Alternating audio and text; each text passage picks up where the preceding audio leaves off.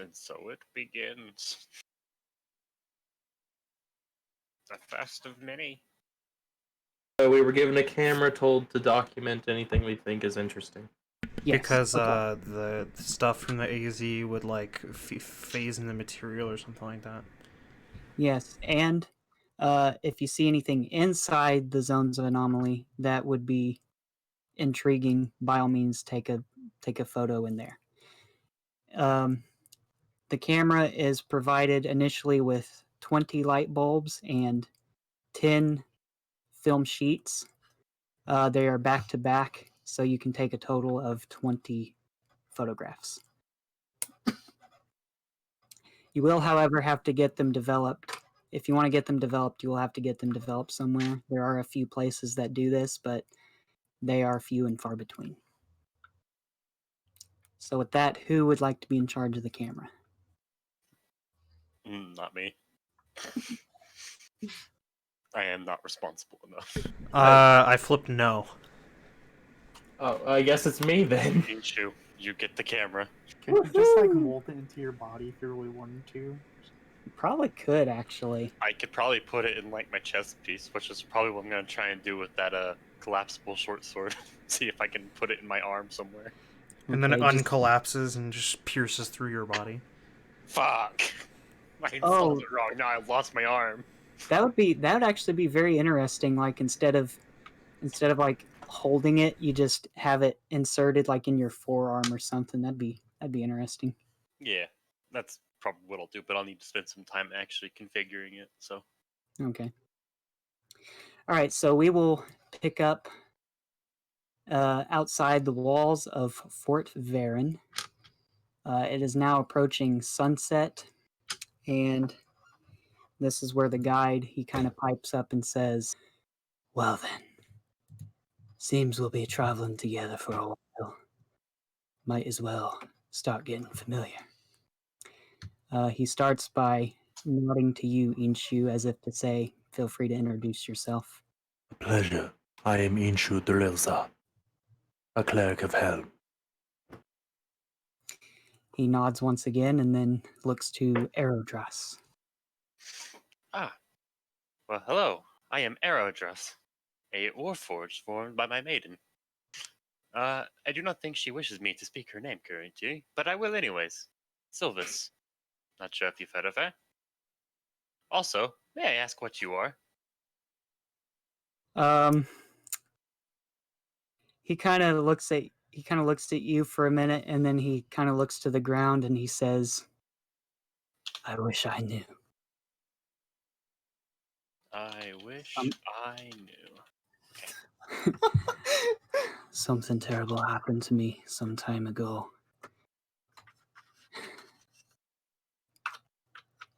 And ever since then, I've been different. Well, I have you down as I wish I knew.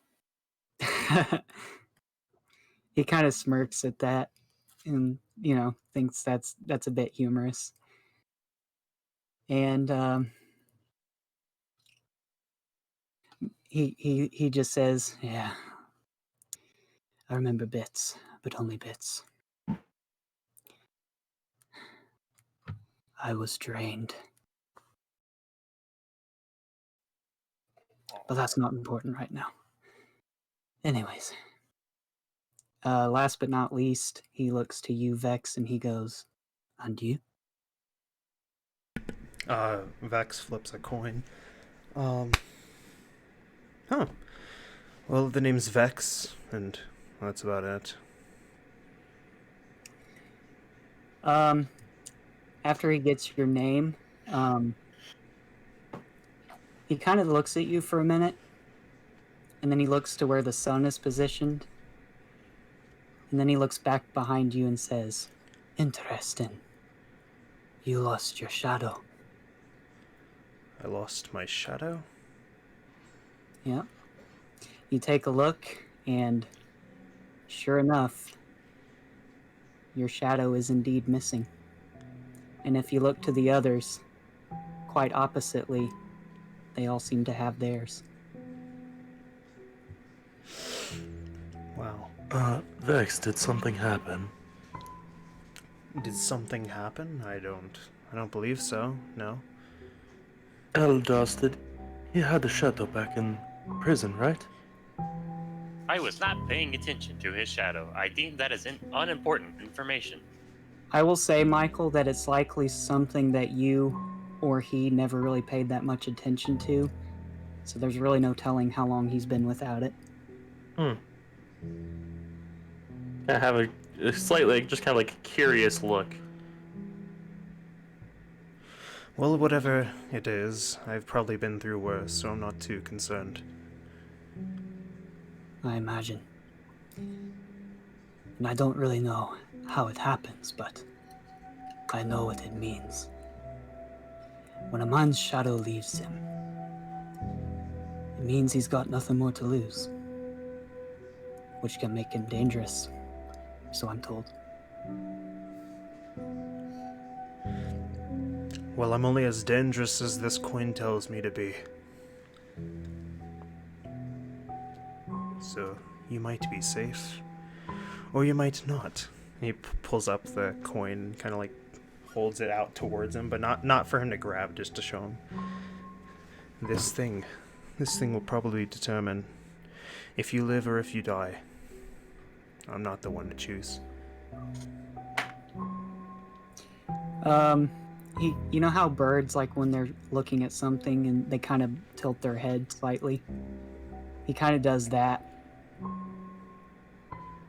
And then he goes, I see.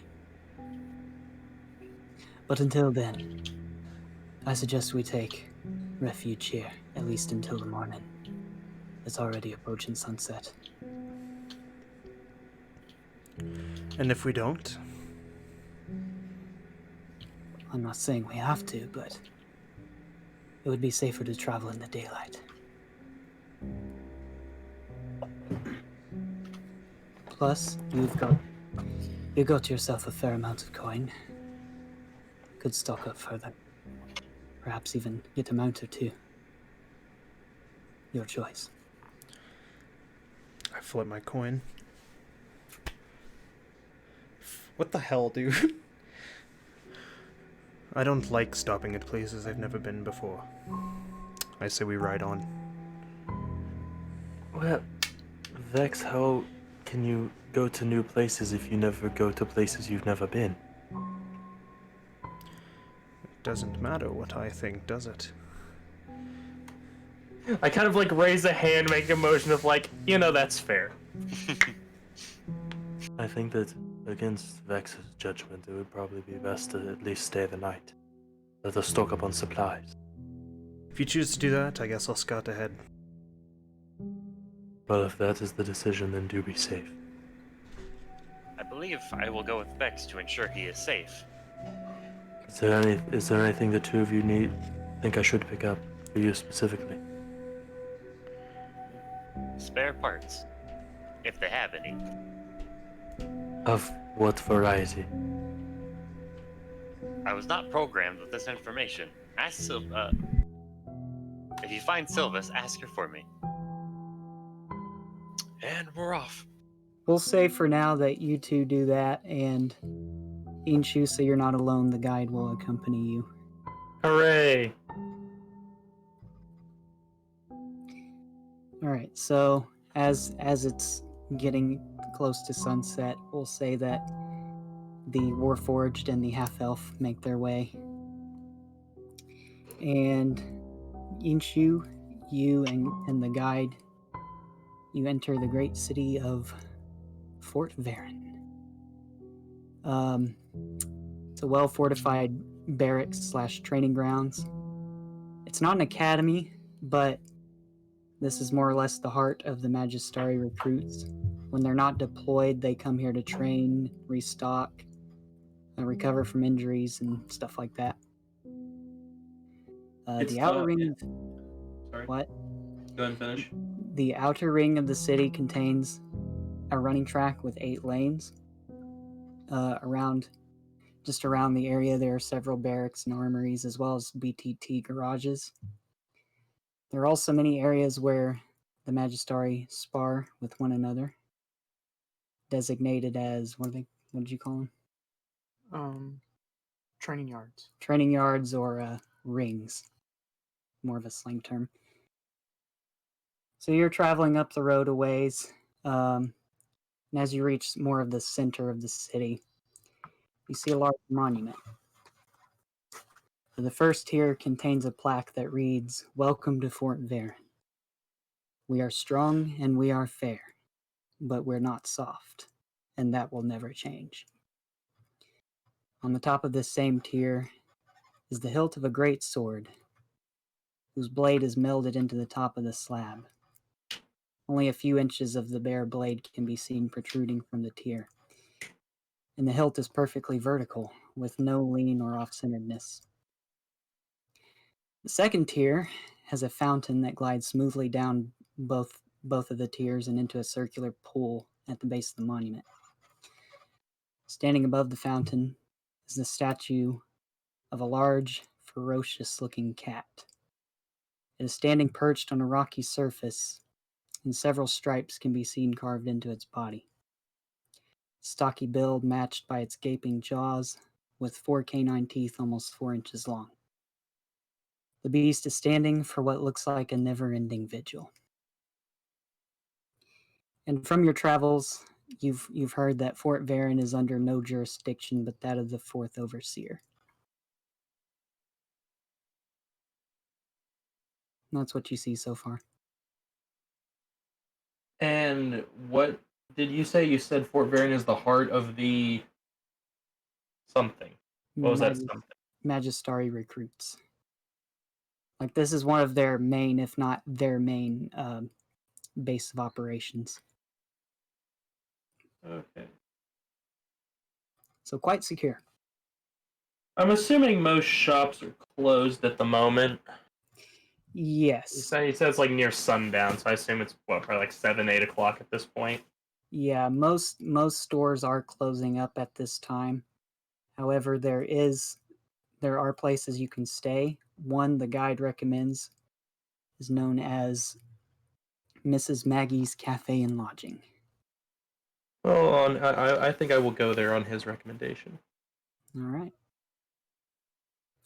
So eventually you reach it. It is a 4-story building with stables and garages in the back for mounts and vehicles. Where is this exactly on the map? Pull it up. It is, if you look from the center, from the plaza, Yeah. go down about 2 streets and then hover over to the left, and it is the building named MMCL. Okay.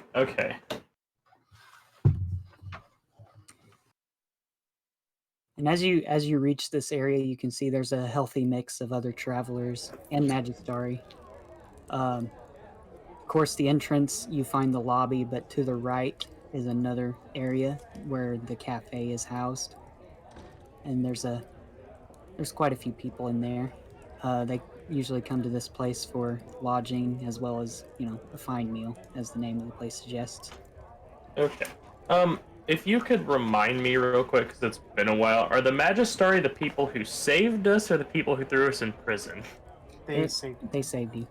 Okay. Alright, so I'm just going to see if there are any rooms available, any vacancy. Alright. So at the front counter, you are met by a halfling, and he more or less says, yes, there's room on the 3rd floor. Rooms will be 4 silver a night. I'll go ahead and put a single gold coin down on the counter.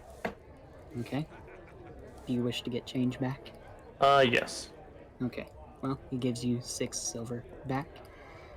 And he tells you and the guide to feel free to visit the cafe if you're in need of...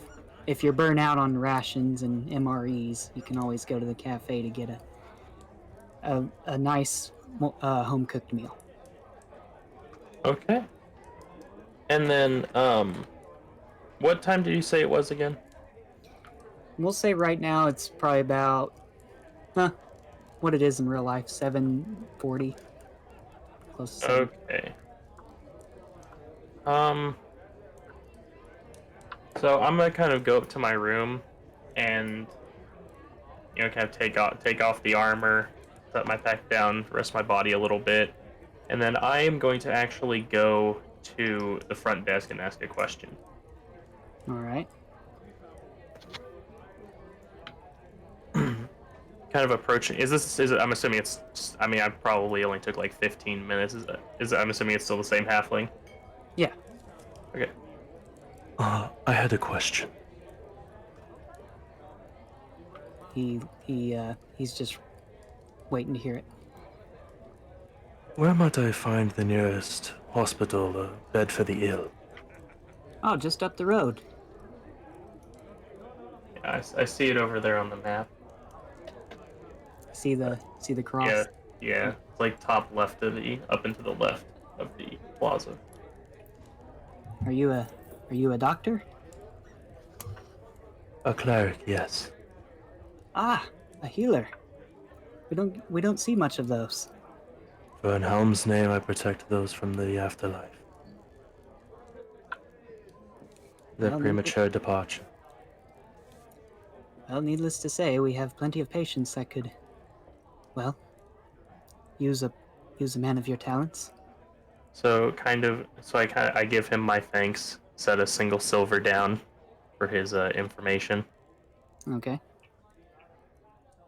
and then I'm going to go and get my cleric-y stuff, like my alms book.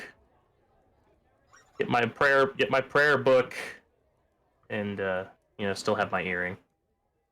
All right. And I'm going to head to the infirmary. Okay. How long do you plan on staying there? Well, I guess the question is how many people are there.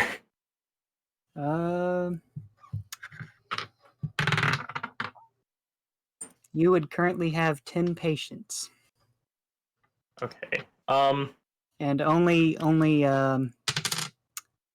3 of them are in quote unquote critical condition. Okay. How do they respond to my approach and offer of help? It is greatly appreciated because while we're in the era where modern medicine is starting to take off, they will by no means be opposed to magic healing. Okay. How injured are those 3 in critical? Well, Like, is it they're gonna die any minute, or it's just they're still not fully stable? I would say they suffered enough injury that they're clearly not going to get out of the bed for a few days. Okay. I say that there's one of them that's a bit closer from probably bite wounds of some sort. Okay. Well, that one who is the most heavily injured, I'm going to with a prayer, I'm going to cast Cure Wounds on him. all right. And then let's see, one more moment. Is it just kind of like your standard infirmary where it's just kind of like rows of beds, or is everyone in their own room? What would you say? I'd Since say it's an that infirmary.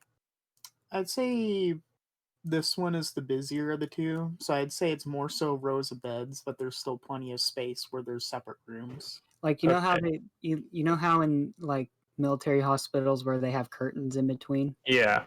It's basically that setup. Okay. I'm basically just going to ask if it would be possible to kind of bring the 6 most injured kind of within kind of about 30 feet distance of me, kind of like opening my book and preparing for a prayer of healing. Okay. The doctor you're speaking to, he has no qualms with this whatsoever, and he orders about. How many did you say? I can target up to 6. All right. So he pretty much orders about half a dozen of the nurses to arrange them how you see fit. And it does have a casting time of 10 minutes. So I'm assuming I'm just kind of standing there in the middle of all 6 of them, my eyes closed, just kind of chanting out a very long prayer for 10 minutes. All right. And as you're doing that, the medical staff, they're doing their usual thing of monitoring their vitals and checking their status, stuff like that. And like any open wounds, it just kind of appears like there's like just small like metal needles just like slowly stitching their wounds back together. Okay. stitched together with metal thread. I will say one of these has an amputated leg from the knee down. Okay. So you take your 10 minutes to say your prayer and heal those that you've requested, and they're by no means ready to be back on the front lines afterwards, but they're in much better condition and they're Yeah, recovering. it is a 2d8 plus 3. So Yeah, they'll be in much better condition than they were initially. and then the other 4, I'm going to go around with just a variety levels of cure wounds. All right. So you make your rounds. We'll say you spend a total of about 2 hours or so doing your healing, and the doctor, or one of the doctors, he's very thankful for your work. He says this is the most stable and quote unquote peaceful that the ward has been in some time, and he offers you a bag of 30 gold pieces. I decline. All right. He respects your decision. And Sean, I know you said this is like the busier of the 2. Is there another one? There is a second one down the road from the first. Oh, there it is. I was like, I was literally looking right over it. After here, what time is it now? You said it took about 2 hours. Yeah, so it's Yeah. probably about 9:40ish. All right. I'm going to. Actually, because he took some time in your room. Yeah, I'm gonna go ahead and at least give just at least a look at how the other one is doing. Okay. We'll say this one is the one you're in is more or less more kind of an emergency department type deal, Yeah. whereas the other one is they're already stable. They just need time to recover. So Okay. once they're stable, they get transferred to like Okay. in a hospital where you have the ER versus just a regular floor. Okay. All right. Well, seeing that it's much less urgent, I'm going to go ahead and head back to the inn for the night. All right. And I will say the cafe is open until 11 p.m. Well, I'll grab like a small snack. All right. We'll say you're met there by the guide. You two get a quick booth, and you sit down to have a quick bite to eat. The guide, he's kind of just, since he's a bird, he doesn't really chew. He's kind of just sipping on some stew, more or less. Gotcha.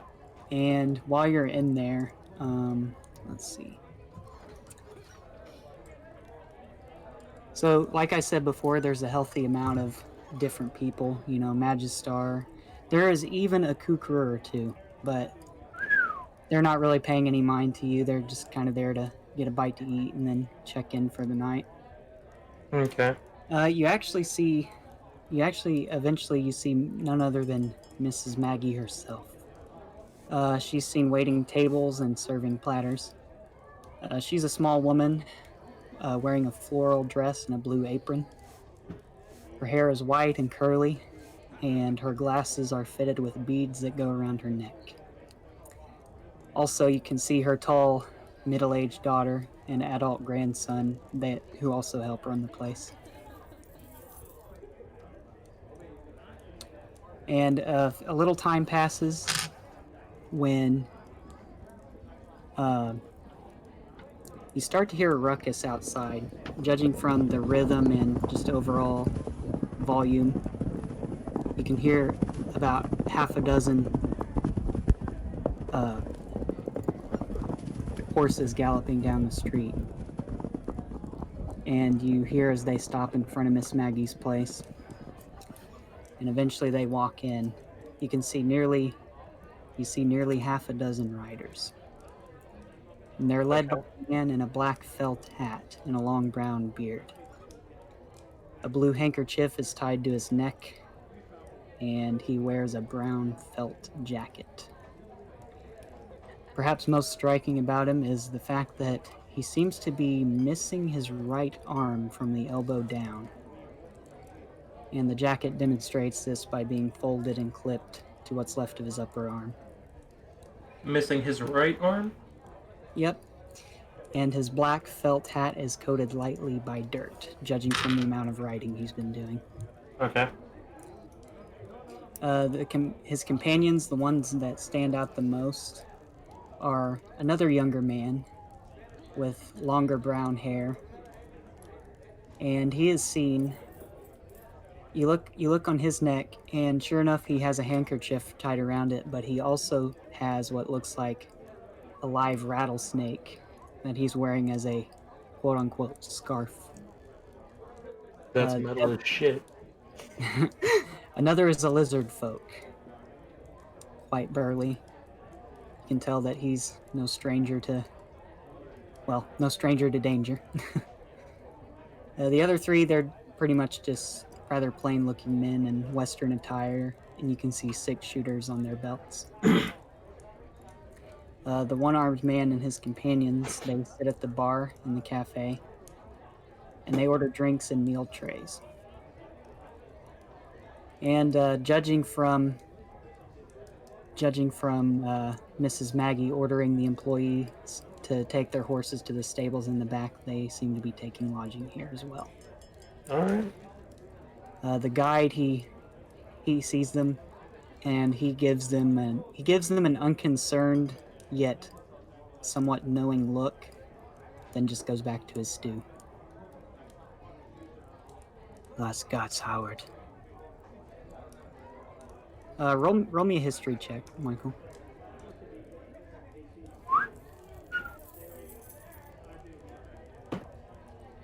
$15. All right. You've heard a little bit about this man. He's more or less he's the current head of the Howard gang. He had a father named Donovan, but no one's really sure what happened to him. And you can't seem to recall if you know what happened or not. He is presumed dead, though, hence why his son has taken over the business. All right.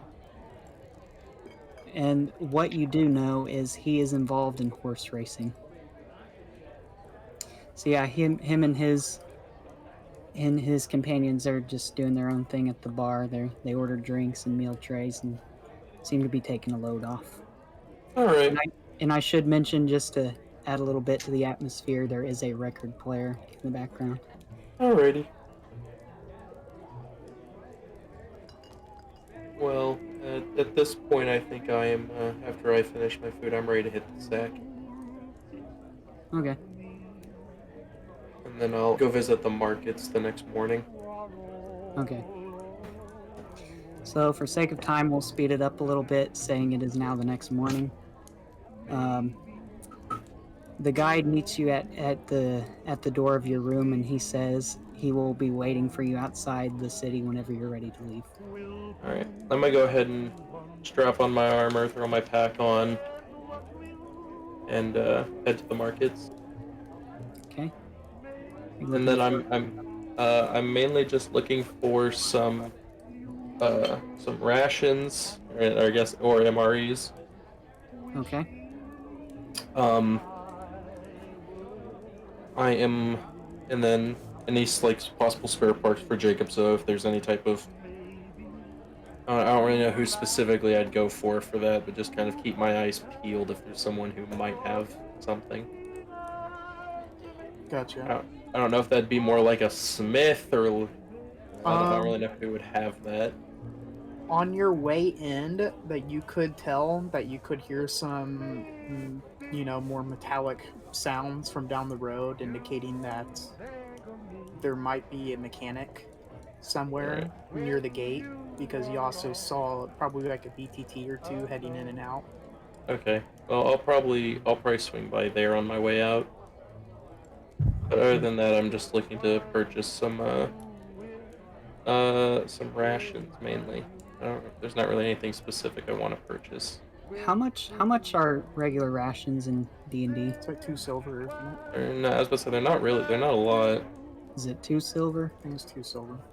We'll say that the MREs are 4 because they're Right. quote unquote higher quality. And there's more variety. Yeah.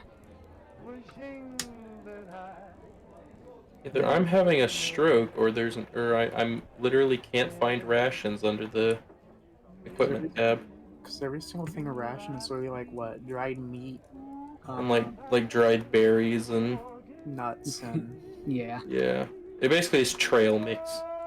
The MREs, they're more of a meal, I guess you could say. Alrighty. Kind of the equivalent of a TV dinner, I guess. Alright, well, I'll grab myself. Let's see. Michael, do you still have that decanter of endless water? Or... I do. Okay. I'll if they have it, I'll grab 20 MREs for that'd be 8 gold. Yeah. I'll grab that. All right. So we'll say you're in one of the general stores. Yeah. Is there? I'll do one last look. Or actually, if there's one present on my way from here to the mechanics, if there's any type of jewel shop, I'll go ahead and stop in. I'd say among the storefronts that you would probably find a small jewel shop. I'm gonna go ahead and dip into that. Okay.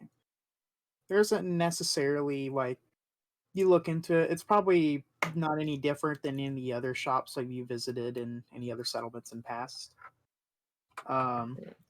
You see a few, of course, use some necklaces, some rings with bits and jewels on them here and there. All right. I'm specifically just looking as if there's any type of Does he have any like pieces of raw unworked gem? Let's see.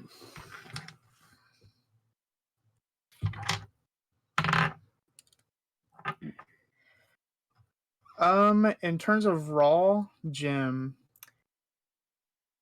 you could probably see, like, if you look on the counter behind to where, the shopkeeper is at, you see a little box. The top is open, so you can easily see inside of it. You see a few, raw gems that haven't yet been worked into any sort of jewelry. All right. I'll just casually ask if they're for sale, and if so, is there a price? Okay. He looks upon realizing this question, the shopkeeper looks back at the box that you're inferring to.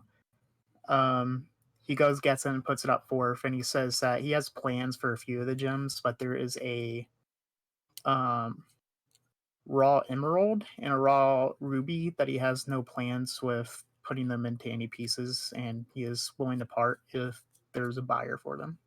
I inquire more about the emerald. Okay. He looks at the emerald and puts it, on the table in between you guys. Yeah. He says there isn't really any super bad imperfections and stuff. You can see like one scratch probably along the bottom of it. But that was mainly due to probably the carelessness of the miners that got it out in the first place. All right. Well, I plan to spend a good amount of time working it anyway, so I'd probably work it out. Okay. So you are looking to buy one of these or both? Yes. Mainly just the emerald. Okay. How much is a gem? How much is a gem usually? Depends, because there's gems that range from like 10 gold all the way up to, I think, a couple thousand. I'd say that this gem is big enough to probably be worked into probably like a necklace or a top of a ring, so they're not necessarily large, considering that there is an imperfection in it.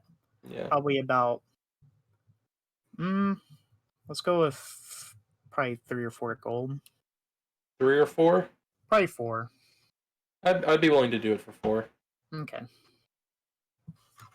So after a brief thing and exchanging of currency, he goes ahead and gives you your emerald and then takes the ruby back into the box. Alrighty. With that, I kind of thank him and move on to the mechanic. Okay. And just so you know, since it's more unrefined, that did decrease its value significantly. But if you work with it, it would definitely give it more value. Yeah, that's basically just what I plan to spend like my downtime doing. Okay. Just working on it with my jeweler's tools. Okay. And then yes, I'll buy the mechanic for anything for Aerodross. See if there's any spare parts. You do see that there's BTTs probably heading, both north and south of the main road whenever you Yeah. first entered. Let's say there's a few garages along the street, probably popping in and out of a few. You say that most of them don't really have any spare parts, but whenever you think that's about to lose hope, you go into this one, you see a fairly burly looking dwarf just covered in motor oil, just all sorts of grime that you normally find on the underneath of these huge machines. All right.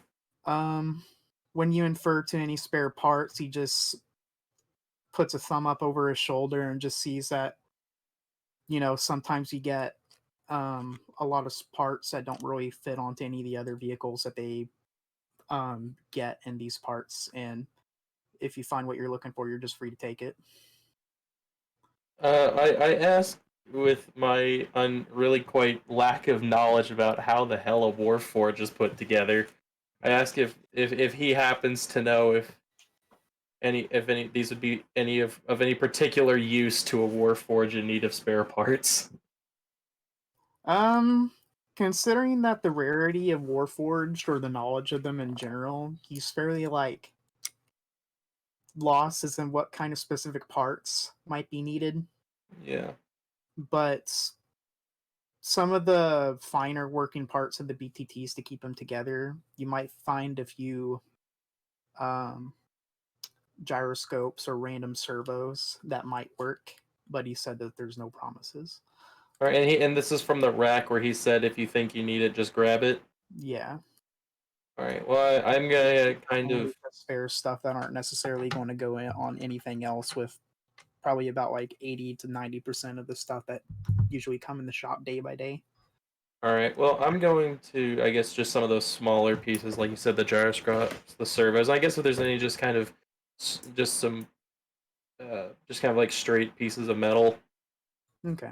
I'll just kind of grab some of those, and then give him a thanks, and set a single gold coin down. Okay. He takes it, thanks on, because normally, these aren't going to be used anyway, so he thanks you for leaving a piece behind and wishes you a nice day.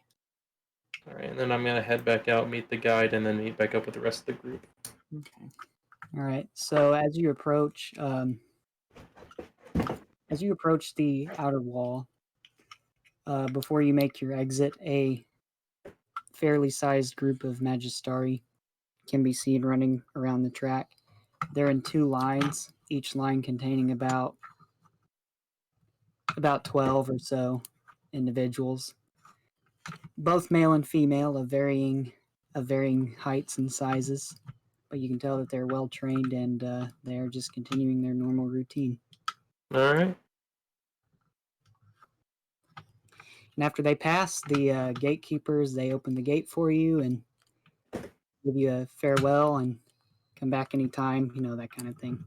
Yeah. And outside, you see the guide waiting. And he kind of says, if you want to purchase any mounts, now would be the time. Otherwise, we will be going on foot.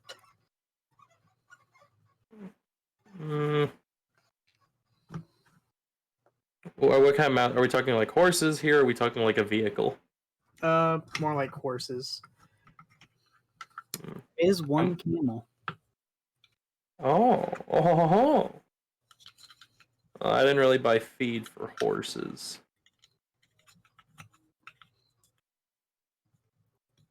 I think for right now, going on foot is fine. All right, so be it. So you travel, we'll say it takes you about an hour, 15 minutes to reach the 2 miles that that your companions camped at, which now that I mentioned that, your journey, Aerodros and Vex, was fairly uneventful compared to what you've experienced previously. And eventually you see your companion along with the guide making their way over towards you. Oh, what kind of goodies did you get us? Well, I got us some MREs, and for Eldros I found a couple spare parts. I don't know if they'll strictly be useful, but they were free. Let me see them. I kind of setting my pack down, kind of pulling them out. The small servos and gyroscopes. Are these things I can use in repairs or no? You would be able to use them in repairs, and with some work, it might take some time, say 4 days. But with some work, you can shape them in such a way that you'd be able to fit that collapsible sword the way you wanted to. Like just Use those servos, make an arm blade. yeah, Oh, shit. Okay. like as part of your arm rather than having to hold it. Okay. I'll take the servos. Well, I was going to use these for repairs, but I believe I have better ideas. With that, I'm gonna go ahead and start developing a plan to work on them. I guess the rest are just some like the miscellaneous parts. I guess I'll just kind of hold on to. Okay. All right. So if there's nothing else, you guys will continue your journey. The entire journey itself will take about, I believe the distance from Fort Varen is 190 miles. So It'll be a little while. So on foot, how long would that take? Moving at a normal pace, you travel 24 miles a day. Okay, so It's like 8 we'll say days. we'll say it takes 9. It'll take about 9 days to get there. All right. So during your time, you eventually, after a few days, you eventually reach you reach a river. You just come across a bridge that goes across it. How's my blade going? How's your blade? It should be ready within 1 more day. Okay. And as you guys about to cross this bridge, you see what it is, a fairly momentous convoy full of mainly crew individuals, and then most of the BTTs are in probably the most tip-top shape that you've probably seen out of these vehicles so far on your journey. Okay. So there's not really enough individuals to be blocking your way, but as you guys about to cross through the bridge, you see this one lone crew kind of leaning on the side of the bridge in very, very eloquent clothing. You can clearly tell that he is not from around here. Okay. All right. Upon a closer investigation, you see that this crew also has a golden sheen of golden and red feathers with a very nice feathery crown covering his head. Oh, it's a royal of some sort. I'm just wanting to continue traveling, man. Yeah, we Quick got reminder, like 2 months and we just blew like 9 days out of that. quick reminder: the Kukru do have 4 eyes, Okay. or 2 pairs. Just add to the description. Okay. I think we're probably wanting to not interact too much because we are on a very tight schedule. Yeah, what was the due date that we had before the guy breaks out? You guys still have about probably at least 7.5 months. Oh, it was. How long was it? Was it 8 months? Or was it? Uh, I thought it was like total I thought it was like 3 total time months. was 8 months at most. Total time. Oh. Best case scenario was 8 months. I thought we had like 3 months, and I was like, oh god. Very fast, very quick. I mean, I don't have any business with this person, so I'm. Are you? I'd say we just keep going. Whoa, Are wait. Uh, Coin are flip you time. guys- It's coin Chris has flip to flip time. the coin. Let's flip the coin. Wow. Let's keep going. Are you guys necessarily trying to speed your way out of there, or are you just kind of trying to mix in with the surrounding crowd? I mean, No are reason they to showing stand any out. hostilities towards us yet? No, they're kind of minding their own business. Well, I don't see why we should rush out and draw attention to ourselves. Okay. That's my opinion, anyways. Mind you, it's hard to not draw attention to ourselves, but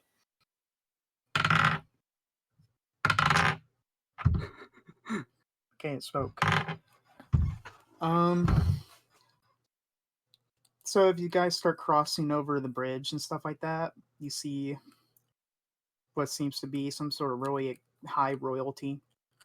Doesn't really pay any sort of mind. Probably a quick passing glance, but not enough to get a good look at. You're not part of the usual crowd. Before you know it, the crowd starts, fading as you guys go farther away and you are past the bridge. All right. awesome. Where's the D20? Right. Darn, we could have killed the royalty of the Kukur, man. Damn. It would That's how you start a war. We're a manhunt. We're both. We probably would have instantly died. There's a lot of people there. I'm blind. Yeah. Okay, so you pass it, and they don't seem to pay you much mind. And we'll say that to speed this up a little bit, you actually reach the first settlement that is between Fort Varen and the first AZ. It is located in between what is known as the Ebon Peaks. It is 90. You've now traveled 90 miles since you left from Fort Varen. All right. And if you want to make a quick pit stop or anything like that, you can do that. Otherwise, they'll give you clearance and you can keep going. I mean, Alright, let's I don't check really it. have I don't think I have a reason to stop. I do. Okay. I don't have a reason, but we're stopping. Fair enough. The coin has a reason. We I should mention that this is more of a trading outpost than an actual city. So That's fine. Alright, so there's definitely more tents than there are buildings. what are the trades here? Just general goods. General goods. Some exotic spices. There's a few hunters that journey into the Ebon Peaks. Maybe they're selling off a hide or two.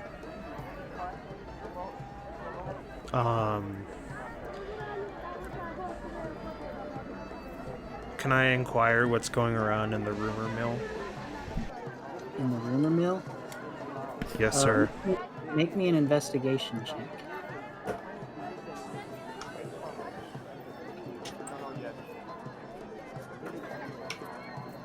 Six. 6. We'll do a DC roll. Oh darn.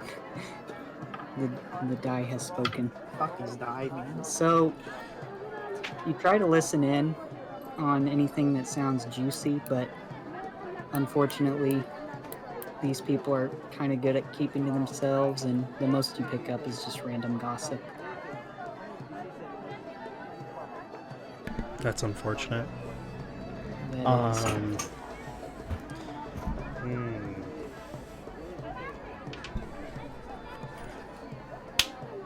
I was gonna ask if anybody's selling any magic items.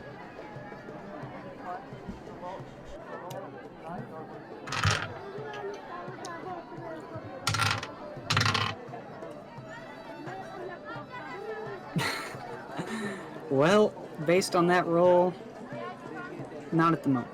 But there's always a chance that a new shipment can come in later. We don't got later. We're back on the road, baby. Back Okay. on the road. Road again. I'm still fiddling. I guess while he was in there, I was continuing to fiddle with my sword. All right. We'll say by now you have fixed it to your desire. It is now no longer just a tool; it is a part of you. Alright, I'm gonna rename this to a built-in silver-plated collapsible sword. Like you know how the Transformers have those like built-in weapons into their arms. That's Yeah. more or less what you have now. Yep, that's what I was aiming for. Okay. All right. We'll say you reached the last bit of being on the road before you have to go off of the road and onto your first into the wilds towards the first AZ.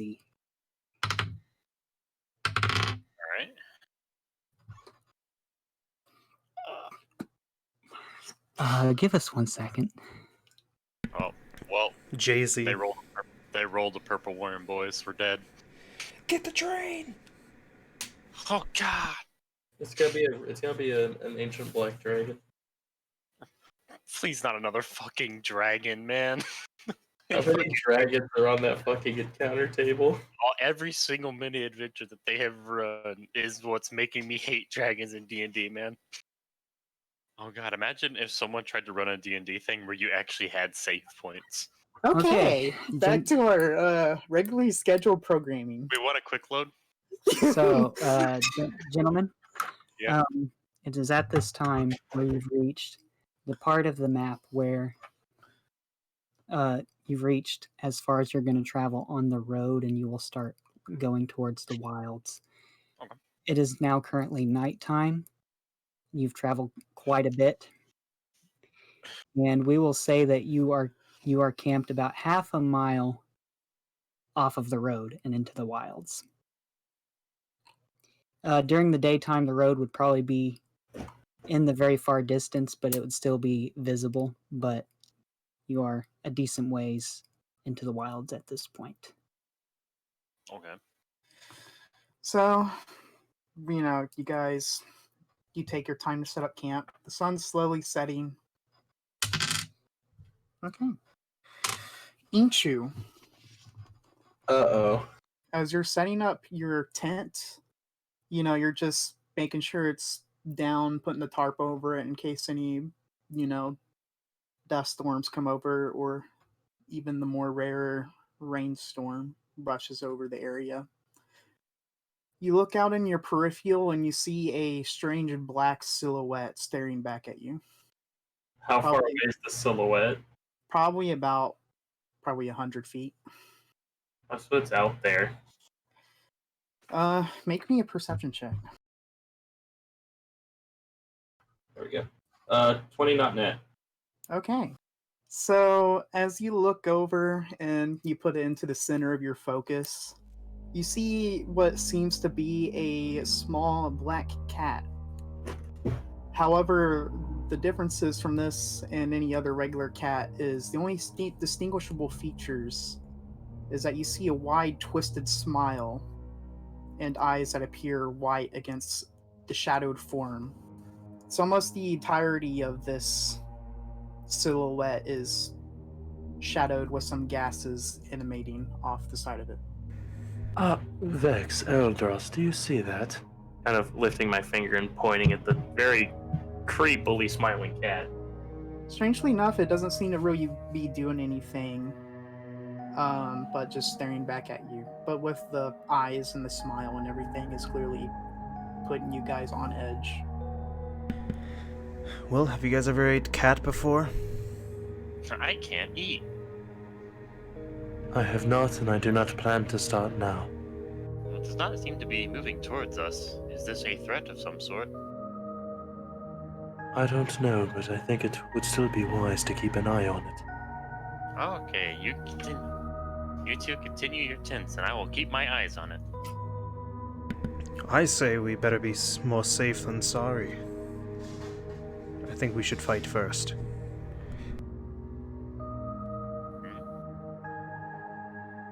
I'm not Let going us- to take the risk of being killed in the middle of the night. Well, I am available for instructions. Just let me know. Well, I'd prefer not to try and cause trouble with something that if we don't know what it is. It's still staring. You actually see its head kind of cock sideways for a second before going back to a straight up posture. I'm gonna approach it, weapons drawn. I'm gonna kind of just be holding back, like, kind of at the camp. Okay. Are you going to try to get as close as you can to it, or are you just going to just get a bit closer to it without? I'm gonna get as close as I can to it and see what it does. I will follow behind just because I have a bad feeling. Okay. I've got a bad feeling. So as you start, you have a weapon drawn in your hand, right? Yeah, Okay. just a dagger. So, as you guys start your trek walking towards it. You know, it's about 100 feet off. Whenever you guys get about probably 40 feet away from it, it starts to stand up and kind of start walking away from you guys, still keeping its gaze locked on you. Clearly, you can tell at this distance that it's not a clean and cut silhouette. It kind of fades here and out, but it looks like a deep shadow against what it's behind with the glowing white twisted face. I do not have any cats like this in my records. Yeah, its head is twisted pretty far back, more so than any natural cat would be able to do. I'm gonna like walk faster towards it, Oh shit! like aggressively. I'm gonna go ahead and cast Mage Armor because I have a bad feeling about this. Oh shit. That's all right. Casting Mage Armor because I've got a bad feeling about this. So you guys start to pick up your pace. It doesn't really seem to be picking up pace to keep away from you guys. But as it gets closer, you could clearly see that the smile starts becoming more twisted as you get closer. Do you think it's trying to lead us somewhere? I have no clue. At this point, I'm gonna like get a rock and just throw it at it Oh well. to scare it off. All right, roll to hit. Oh well, I probably missed. I got a nat 2 plus 3. 5. Yeah, it lands pretty far off to the right. You can see its face go over to where the rock lands, and it looks back at you guys, and you just see its form just phase into the ground, leaving behind smoke where it stood. Well, that is very weird. I do not understand what has just happened. Perhaps And- we should return to camp. And the smoke is currently it's pretty much spread out around probably a 5-foot square. Does the smoke appear to be spreading, or is it just like in that 5-foot square being constant? It's just in that 5-foot square. Given some time, you think it would probably dissipate. As a player, I really want to just run in there to see what happens if I touch the smoke. But I really don't think my character would. You go to a different dimension. I wish I had like a wind spell or something like that. I have a grease spell. I'm gonna flip a coin. You mean flip the coin? I flipped the coin and I just decided it's not worth my time, and I go back to the camp. Or I will follow along, keeping in. I'll kind of follow slower behind them, just looking out over the smoke to see if it reappears or not. Okay. All right. As you make your way back, you just see how not much has changed. The camp is set up, and there's a campfire, a small campfire, and you can see as the guide is sitting near it, just kind of puffing on his tobacco pipe. I'd probably just be sitting, just kind of down next to the guide, All right. I'm going as to I stayed at the camp. going to ask the guide, Do you know what that thing was? That cat-like thing? I've seen it a time or two, but as to what it is, I have no idea. Well, it wasn't quite a cat. I can tell you that. I've seen many cats. They don't look like that. Thought they don't.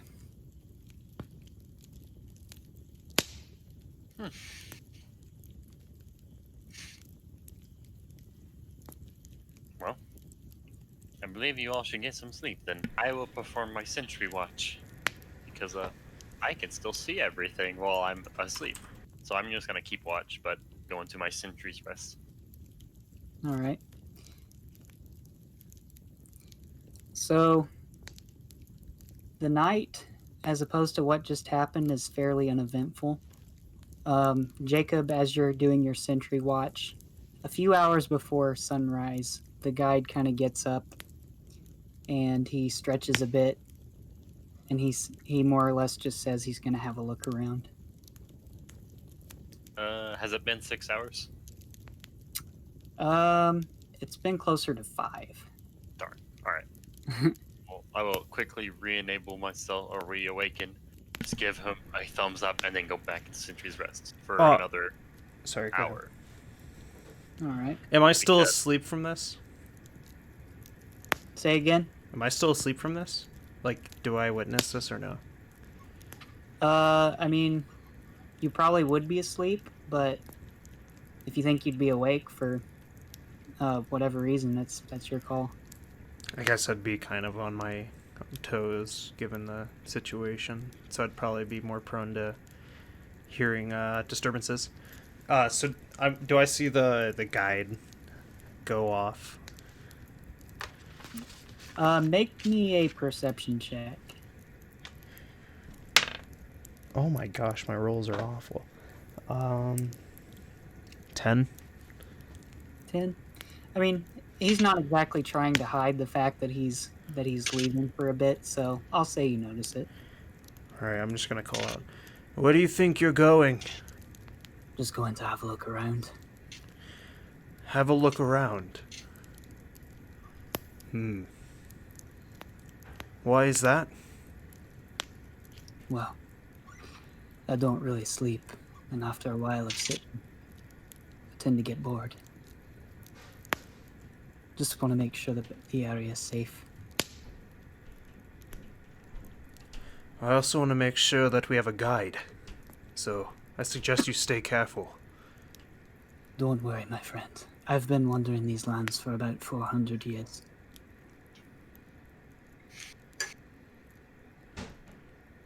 Alright, I'm gonna pretend to go back to sleep. Okay. So we'll say it's about this time. We'll say around 6 a.m.-ish, the sun starts to rise. And Jacob, you're more alert now. You've been in sentry mode long enough to be fully awake at this time. Cool. And you see in the distance none other than the guide heading his way back towards the camp. Okay. And he has something slung over his shoulder. Can I see what it is? Yeah, we'll say you zoom in with your vision. In his left hand you can see his bow just kind of resting at his side. And on his right shoulder is resting a fair sized creature with long ears, that which you can tell is probably a rabbit. However, Oh no, not again. make me a history check, Jacob. Oh no, not again. More rabbits. That's okay. 15. Okay. So you probably haven't seen one for yourself. And if you have, you're not really sure, but however, you are aware of what this creature is. It's obviously much bigger than any normal rabbit. And if you look closely at its hide, you can tell that it resembles that of stone. which it uses for natural camouflage. Anger intensifies. They weigh anywhere from about 35 to 50 pounds. A goddamn stone rabbit. More. We meet again. We meet again in another campaign. So at this point, the guide, he reaches the camp with his bow in his left hand that you can probably guess that he used to hunt this animal. And he kind of slings it out off of his shoulder and near the campfire, and he says, "Go to some breakfast." I see you got them some breakfast. Very good. I guess while while everyone else is still sleeping, I'm gonna go ahead and I'm curious about these rabbits. I want to check their teeth. Okay. All right. Do they appear to have herbivore or carnivore-like teeth? They are very much herbivore. What the fuck do they eat out here? Good question. You know how in the Middle East, like there's, I mean, it's deserty areas, but there's like, instead of an entire field full of grass, it's just like Patches. patches of grass here and there, kind of like that. Very intriguing. I figured most things living here would be carnivores, but this one appears to be a herbivore. What do you suppose it eats? Whatever it can find. If it's lucky, it can find some fresh grass. Sometimes they dig up roots and tubers. Good to know. And I can agree. It's a wonder they can survive out here based on their diet. But make no mistake, there are a fair amount of predators out here. I'm more surprised as to how big they have gotten. They must eat a lot to gain that size. Anyways, I shall continue watching, see if that cat shows up again. All right. We'll say it takes about, you can tell that the guide is pretty used to doing this, so it doesn't take him long at all to process this animal. He skins it and leaves the hide very well intact, and he harvests the meat with very little trouble at all. And we'll say he harvests a total of, we'll say 15 pounds of dried meat. He also asks, at this point, if anyone would like the hide because they are quite valuable on the market. If no one else will take it, I will. Yeah, I don't need it. Let me check. So, I Yeah. threw my coin. I'll take it. Cool. Alright, I'll take some of it, I guess. Oh, wait, is it only one? Yeah. Only one hide, yes. Alright, I'll take it. Alright. So, Vex, you examine this creature a little closer, and it's kind of odd because when you look at it, its hide looks exactly like stone, but when you feel it, it feels just like regular soft fur. Is it magic? Make me a history check with advantage. 17. Okay. So, given enough material, the hide itself can be made into a type of camouflage that you can put over yourself to look like a rock. Like, you know how Chris in Lord of the Rings, when Frodo made his cloak look like a big rock? Yeah. Yeah, basically like that. However, the feet, well, they're rabbit's feet, and taken to the right people, they can be turned into a type of magic item. But unfortunately, one hide will not be enough for a stone cloak, as they're called. you'd probably need about maybe 3 or 4. All right, I'm ready to head off into the AZ, baby. Wait, are we already in the AZ?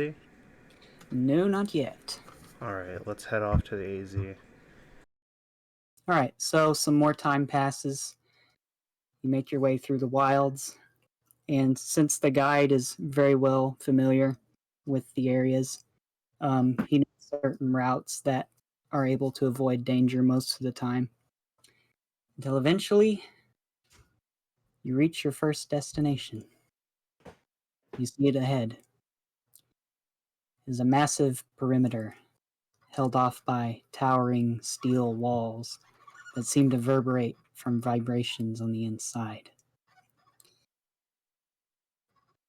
The guide leads you towards the walls, where a heavy steel door is housed. From within his satchel, he fishes out a large key ring holding some 50 keys. He eventually finds the one he was looking for and enters it into the slot. The tumblers in the lock click, and rather than open outward or inward, the door simply slides into the wall.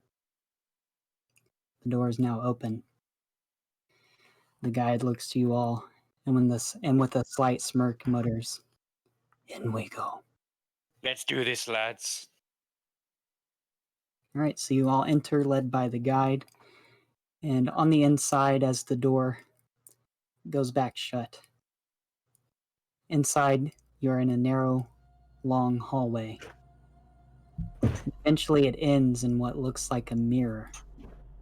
Only the quote-unquote glass ripples like water, and there is no reflection. This is the entrance to the inside of the AZ. Ooh. And with that, the guide looks to you all and says, "All right then, I'll see you on the far side." With that, he enters.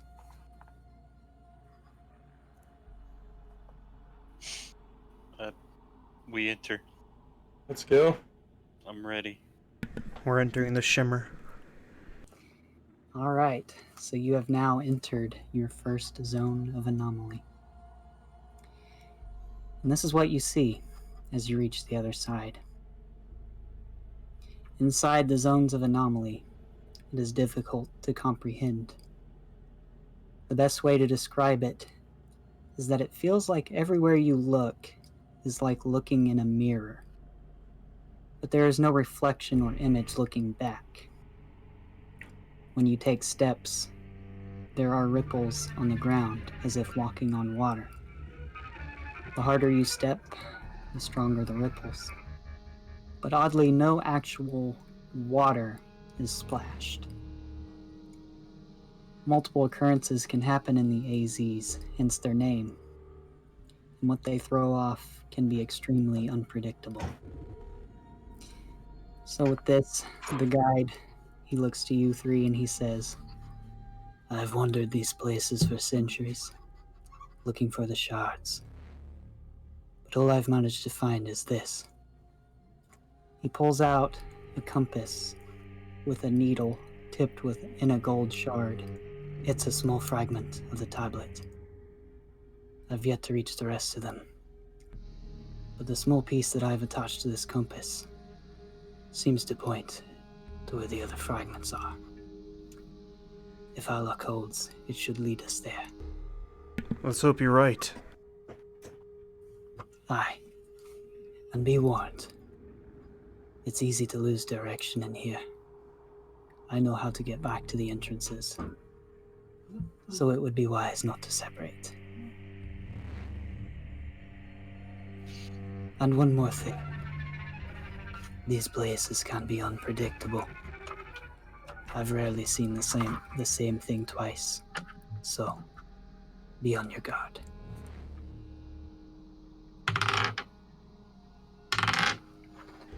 All right. Which direction does the first? Because I'm assuming it just points to the closest one. Like it doesn't point to all of them simultaneously, unless like the laws of physics allow that.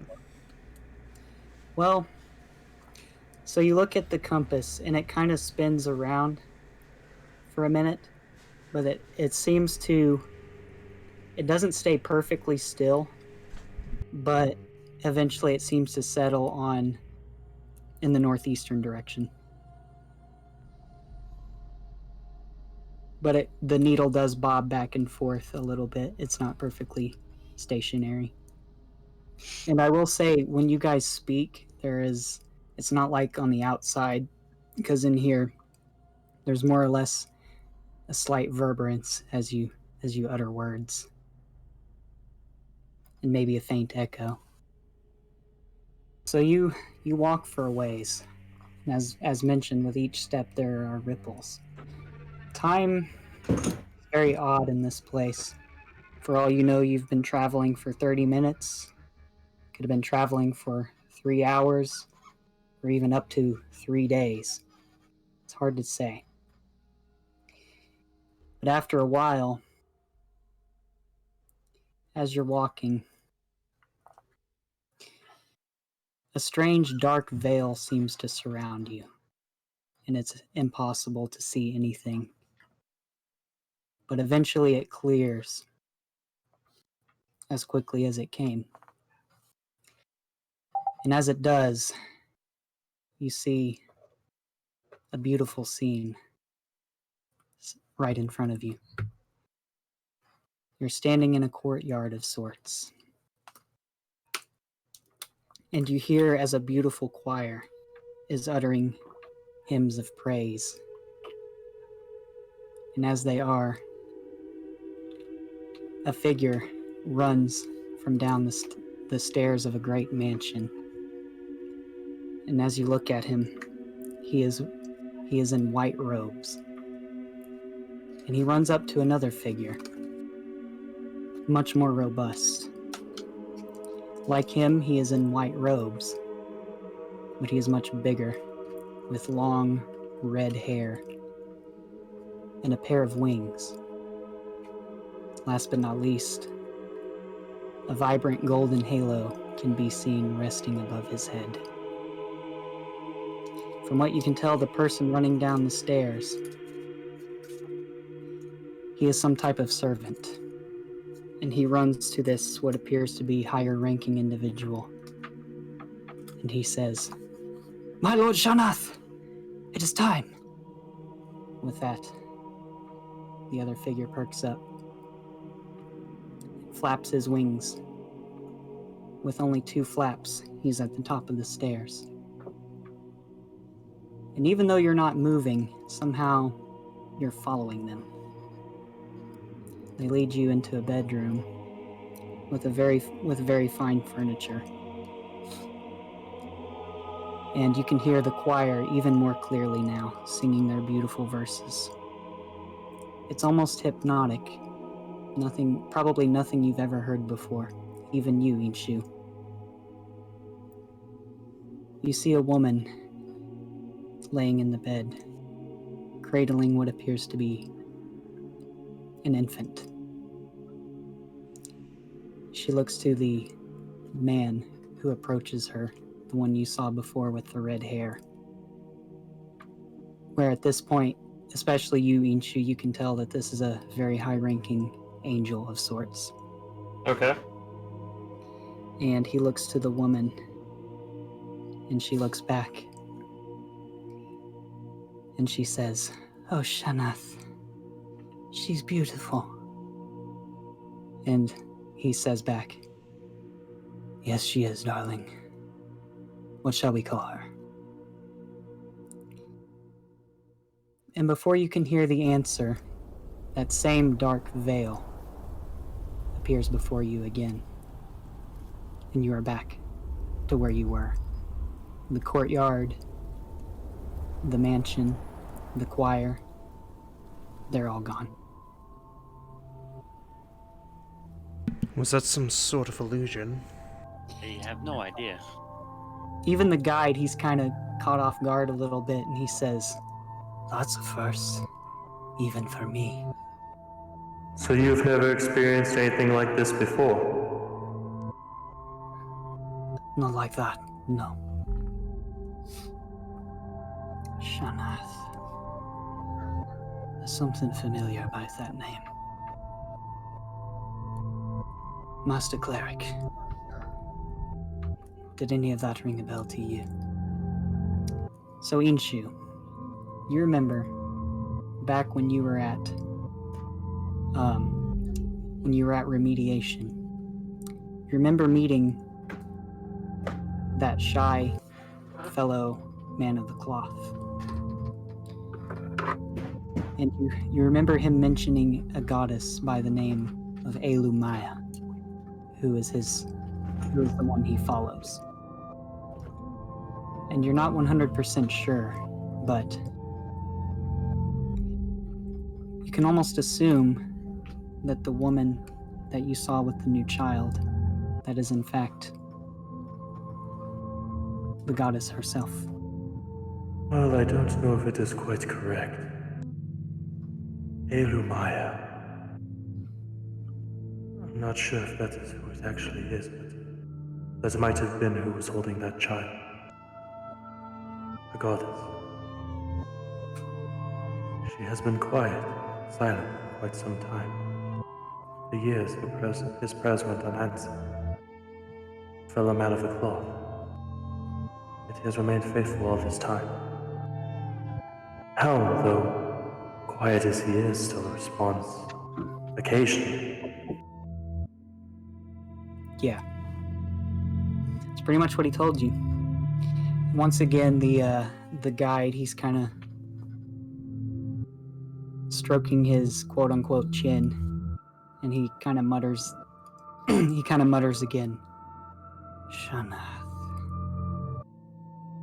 Come on, let's keep moving. So some more time passes. Once again, well, I say time, but it's difficult to comprehend how much time has passed. Sometimes, when you look down to see your feet moving, despite the fact that you're moving forward, your feet, they look like they're moving backwards. But eventually, after some time, you see something in the distance. It is what looks like a wrecked ship, broken in half, with the ends partially melded into the floor of the AZ. As you guys see the wrecked ship, the guide looks to the compass, and not only is it pointing in that direction, but the needle it's more or less vibrating, much more so than it was before. Uh-oh. And the tip, the golden shard that's on the tip of the needle, it lets off a faint pulsating glow, as if you have gotten closer. Hmm. This might be the place. Are we plundering a dead man's treasure? There's no telling who owned this vessel. But I hardly think it matters if it has what we're looking for. I guess I'm gonna go proceed into the ship. Okay. Right before he goes in, I'm casting guidance on him. No. Yeah, before I go in, I'm casting mage armor. Okay. Oh, same, actually, since it's a new day. So, Vex, you're entering the crashed vessel, yes? Yes, sir. Okay. While you guys are investigating on the ground, the guide takes flight. And he's doing so more or less to get a bird's eye view of the ship.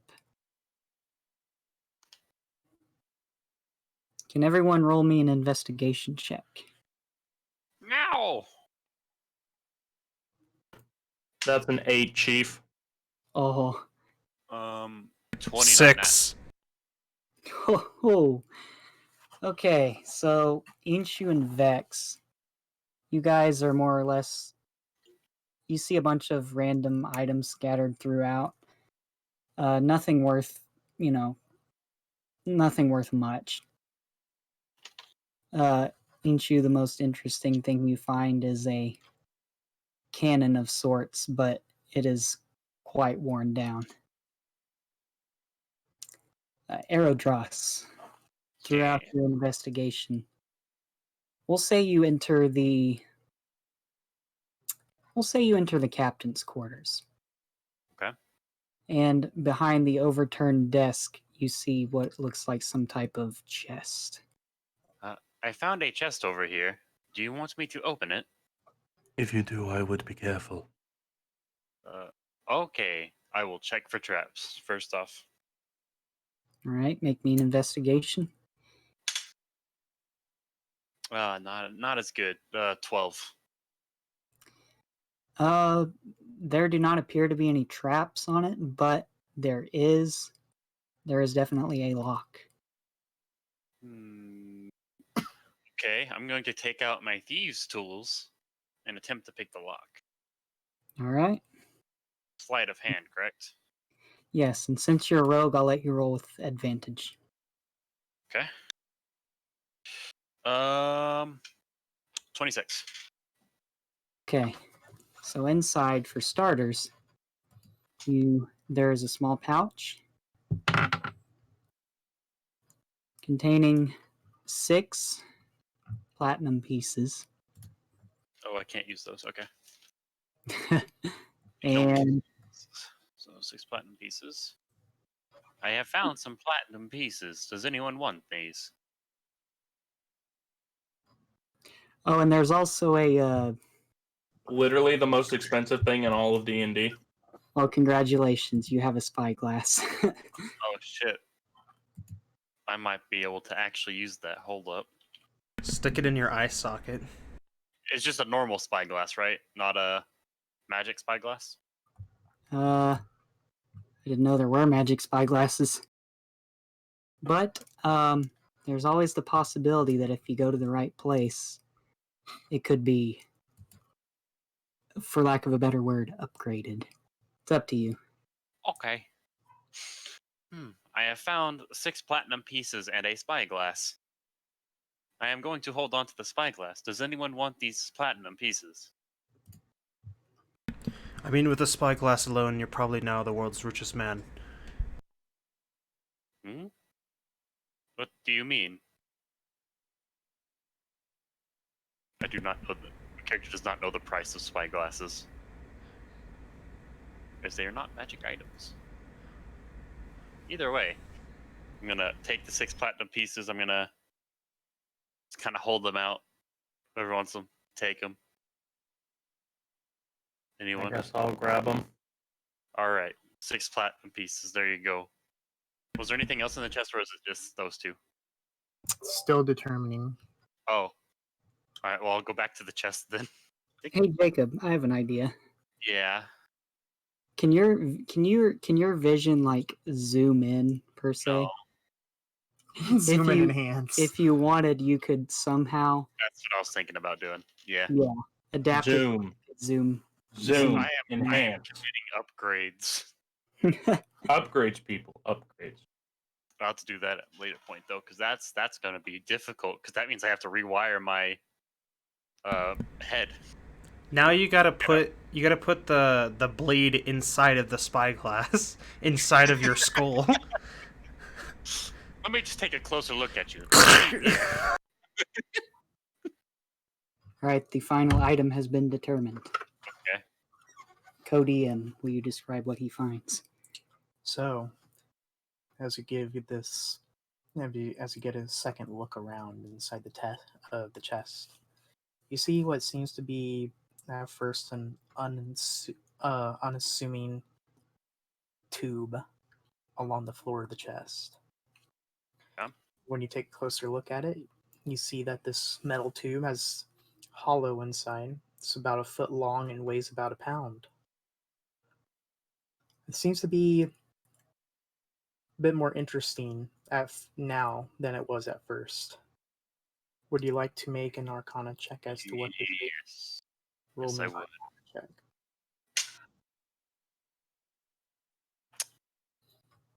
Into the trash can it goes. No, I'm being literal. It actually just fell in my trash can. Oh, oh, Ooh, yeah, it's not good. 11. hmm. You know that it makes bing bong noises. Well, Without there being actually anything inside of it to actually make bing bong noises with. okay. So I guess for now I'm just gonna add a custom item that says hollow tube. Since I have nothing. Keep in mind, you have another magic-oriented fellow who might be able to determine what it is. Oh yeah. Inshu. No, it wouldn't actually be. Wouldn't all three of us should be able to, right? Because we're all magic. Actually, yeah. Yeah. I'll go to Chris Inshu. would a lot more than me. Oh, okay. I don't actually use arcane. I'm just like, hey God, can you do me a favor? I thought you were talking Can you about help me the heal guide. this man? The guide. Hey Vex, can you determine what this item is? I believe it is magical, but I can't quite ascertain it. Let me take a look. I hand up the tube. Give me that Gucci Arcana check. 14. Don't you still have? Did you already use your guidance yet? I did not. You get a D4. Alright, I'll try it.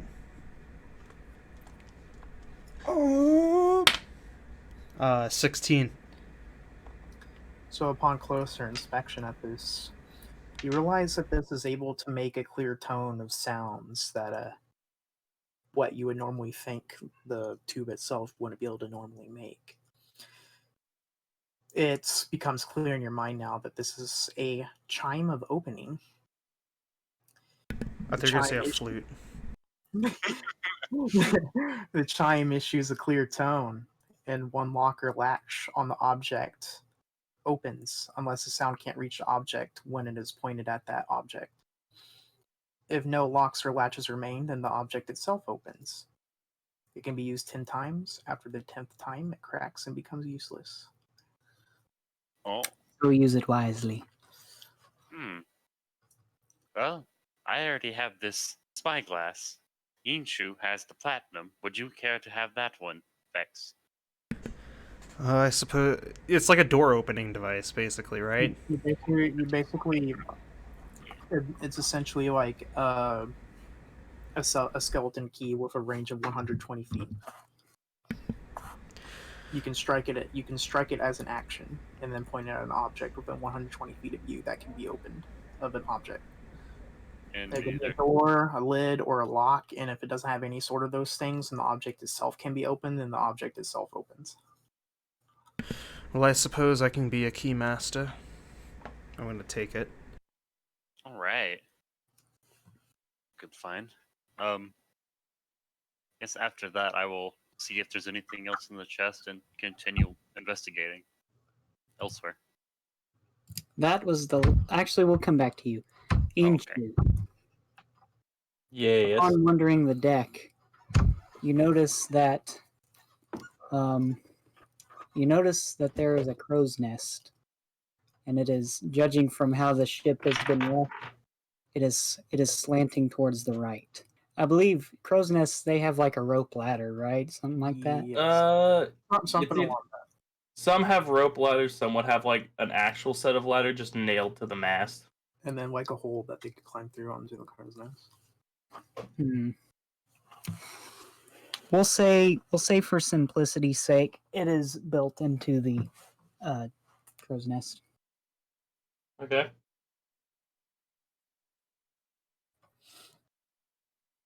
Would you like to investigate? How bad of an angle is this at? It's about at a probably 70-degree angle. Oh Jesus!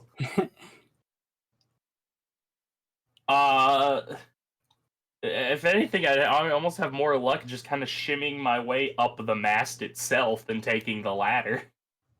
That's fair. I guess I'll try and take a take a gander, kind of just shimmying myself up the mast. Okay. So you do that, and eventually you reach the top, or what would be the top of the crow's nest. You see something inside.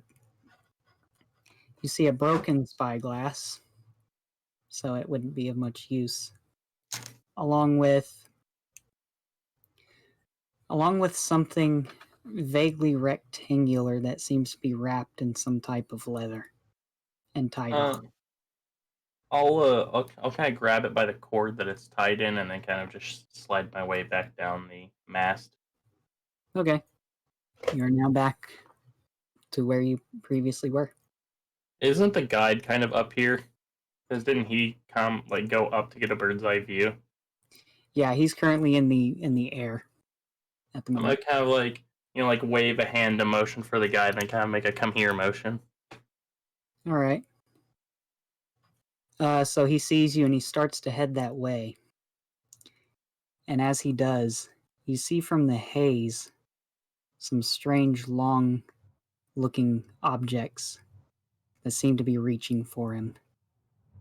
They end in very gnarly-looking barbs. He doesn't seem to notice. Guide, look out, drop! Okay, since you warned him, Michael, this will have disadvantage. Alright.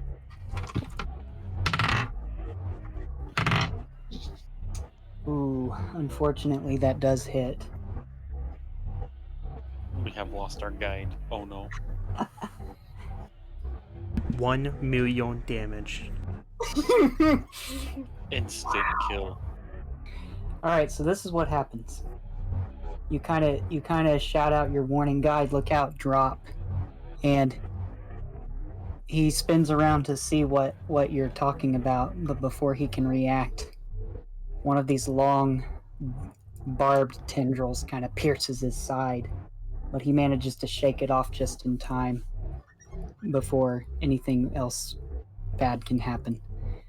And he is now currently so you know how raptors, they dive towards the ground when they're flying sometimes? He's basically doing that.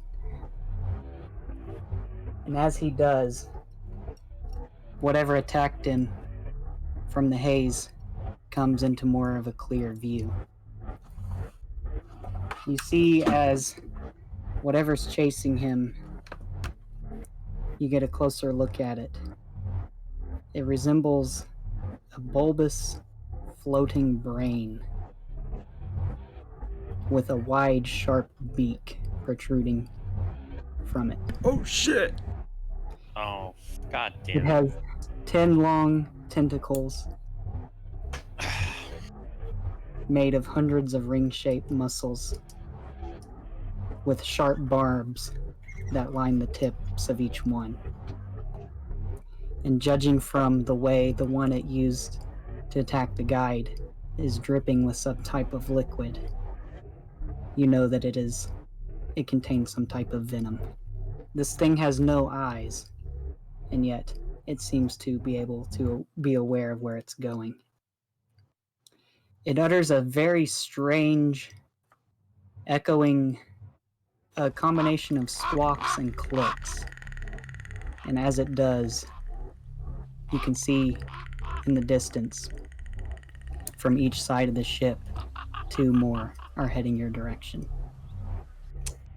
It's at this point, fellas, I'm going to have to ask you to roll for initiative. And prepare tabletop. Isn't this is this a homebrew thing?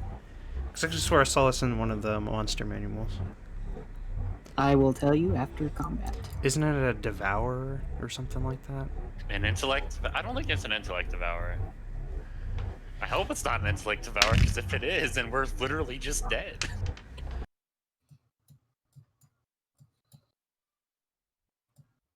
And M for monster, because they rolled horribly. Have I forgotten anyone? I don't believe so. So, top the round, it's the guide. So, after getting pierced in the side, that hurt quite a bit. especially from those poisonous barbs. So he's going to turn around and he's going to take the bow from that's strapped to his back. He's going to take it off. And he pulls the string back, the empty string, but as he pulls it back, a glowing green arrow appears in the nock. And he releases it and fires. Okay, that's going to hit. That'll be 13 piercing damage. Ooh. And he is going to fire another shot. Oh, that actually hits. Wow. Lucky him. Max damage, 14 piercing damage. So yeah, he quickly quote unquote unstraps the longbow because it's basically just worn across his back by the string, and he fires 2 shots. And the first one hits the underside of this creature, and the other one hits a little bit higher up, closer to the frontal lobe, seeming to do more damage. And oddly enough, as these arrows hit, they go clean through and they just disappear into the distance above. The creature shrieks in apparent pain and more than somewhat agitation at this. That'll end the guide's turn. It is now Vex's turn. I'm going to run out. So this is just like broken wall, just for me to verify. It's like I can walk. It'll be rough terrain, basically. All right. This is the monster. Yeah. Do I have vision of it? Because you said it broke, so I'm assuming like where it's like diagonal, right? Like. It is currently up in the air, so. All right. So would I have sight of Mr. Monster? You can see it since he's higher up. Yeah. All right. I'm gonna about 40 in the air. I'm gonna cast I'm gonna cast Magic Missile at a 3rd level spell slot. Okay.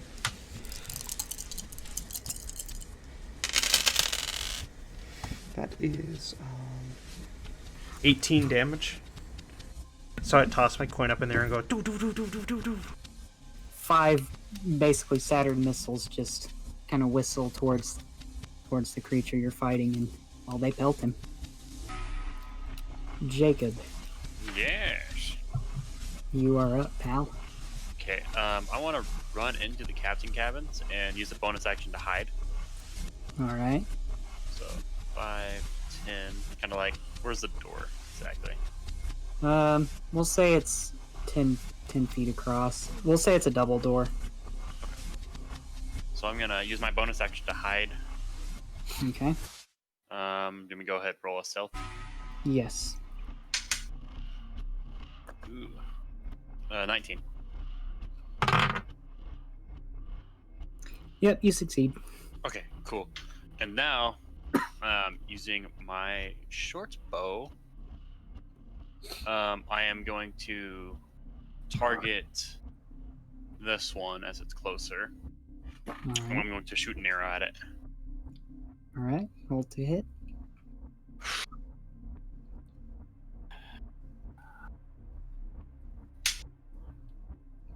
Ooh, 17. That hits. All right, so that'll does 5 damage from the short bow. That's 5 piercing, I think. Okay. Yeah, 5 piercing, and then I'm also going to apply sneak attack. Okay, 3d6. I may end up using Savage Attacker on this. We'll see. No, that's good. And then an additional 13 points of damage. So 5 piercing plus 13. Yes. How would you like to do this? I guess kind of seeing as it is attacking my allies, I just kind of quickly run into the captain's quarters, draw my bow, peer out, and aim aiming for what seems to be the squishiest part of it, and then shooting an arrow. And here's All right. So the back of the brain is probably your biggest target, aside from the frontal lobe, I guess. But you rear up and take a shot, and it shrieks as it's just been attacked. And as it does, it is suddenly silenced as the arrow pierces the back of the brain and protrudes outside of its mouth. It begins to fall, and it hits the deck of the ship lifeless. Awesome. Let's see, how far they move? 5, 10, 15. I'm actually going to go ahead and last thing I'll do is 5, 10, come back out here. And that'll end my turn. Okay. Mr. Inshu. Alrighty. So this one over here, number 3. Yep. Kind of looking at it, I kind of raise my shield a bit, and kind of reaching up to my earring with a flash of light, I basically materialize the equivalent of just a spear. Yep. And I just throw it, guiding bolt. Okay. I hope that's fine to flavor my guiding bolt. Yeah. I don't know what my plus is. 19. Oh, and this is cast at a 3rd level spell slot, by the way. A 19 will hit. Oh boy, damage time. That'll be 26 radiant. Okay. That hurt quite a bit, needless to say. And the next attack roll made against the target has advantage. I think that'll be the end of my turn. Here they come. Damn, those boys can fucking move. That'll be it for now. So top of the round, it's the guide again. The guide seeing this one over here, heading towards you. He's going to fire another shot. Believe that. Oh yeah, that'll hit. So that'll be 12 piercing damage, and that's going to hit. Good grief! It's another 13. I'll just go ahead and say these guys have a very poor AC, so they're not that hard to hit. I don't trust my rolls. That'll end the guide's turn, so now it's Vex. Speaking of, I don't trust my own rolls. Do I have vision of number 3? Number 3, I'm gonna say he's around the corner, so probably not. Am I familiar, or do I know that he's in that position? Yes. Alright, I'm gonna move over. Right here. I'm gonna do Tides of Chaos Oh boy. to get advantage. Okay. And I'm going to cast Magic Missile at a 2nd level spell slot.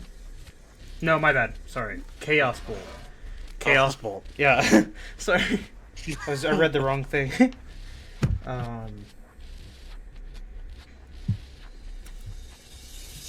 Well, I should probably pull something up.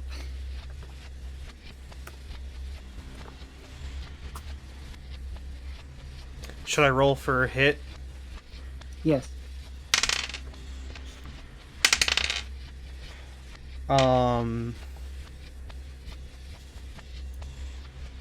20 to hit. That hits.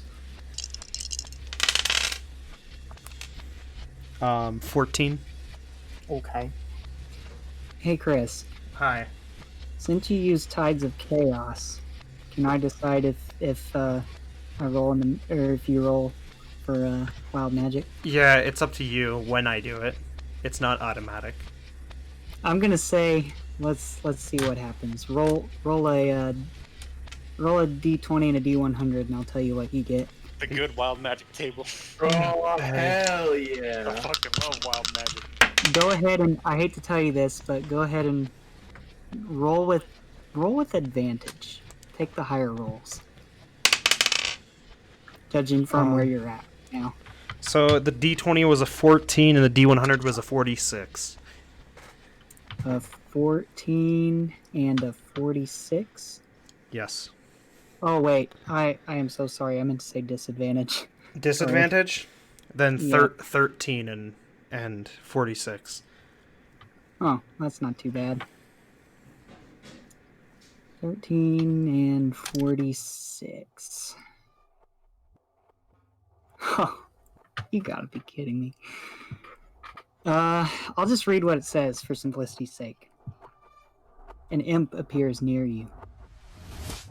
Make a charisma saving throw against your spell save DC. Right now? Yep.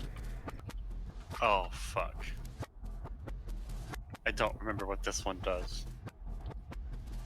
I met my AC.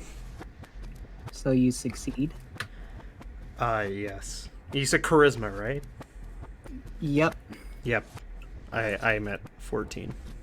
So, since you succeeded, he pops up in front of you out of nowhere.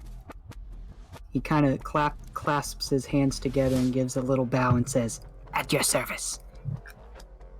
If you succeed, the imp is subservient. Otherwise, it is not hostile.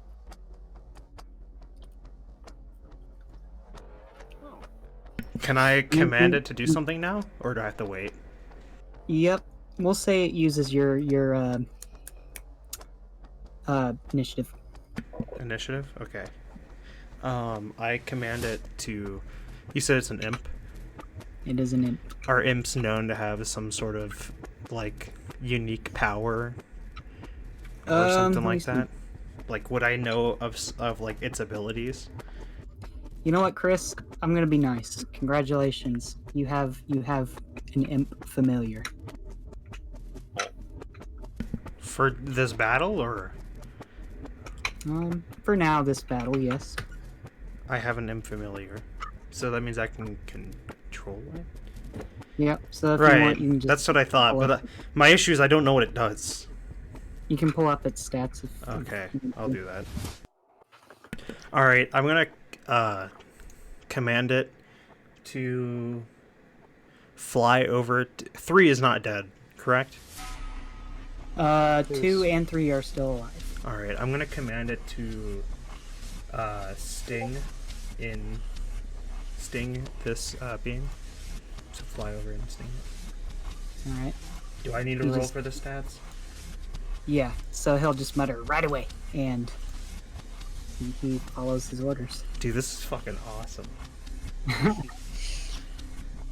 The coin has provided. So do you want me to roll for damage and attack? Yep. Oh, okay. Since it's your familiar, I'm giving you control. Hey, Coulson, Yeah. that's a nat 20 on hit. Okay. It's gonna be a lot. It might not survive this. I don't know, man. Alright, for the sting, or for the pierce, it is 9 for the sting. Alright. Let me roll for the poison.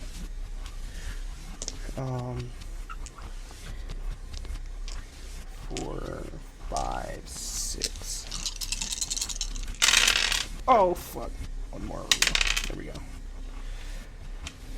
Oh, God. That's that's a lot of damage! Sorry. So that's a 24 damage, but it has to roll con.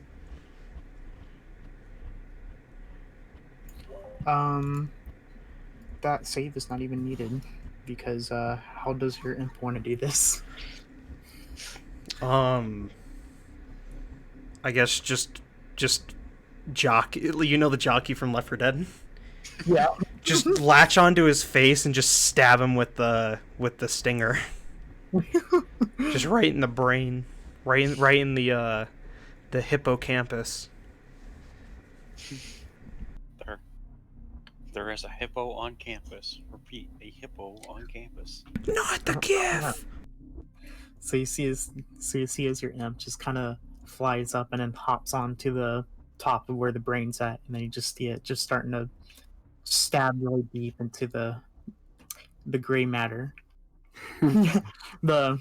The beast starts shrieking in pain, and it's desperately flailing its tentacles to try to get it off, but before you know it, it gets weaker and then stops moving while falling altogether. All right.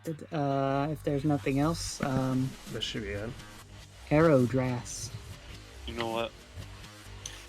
Just because Chris got lucky, I'm feeling cocky as well. I'm going to cast Jim's magic missile, Okay. which shoots out 3 bolts, and I have to roll for each. So, Okay. let's see. I'm targeting at that dude. He's within 120 feet, so... Alright, the first one is a 23 to hit. Hits. Second one is a 17 to hit. Hits. And the third one...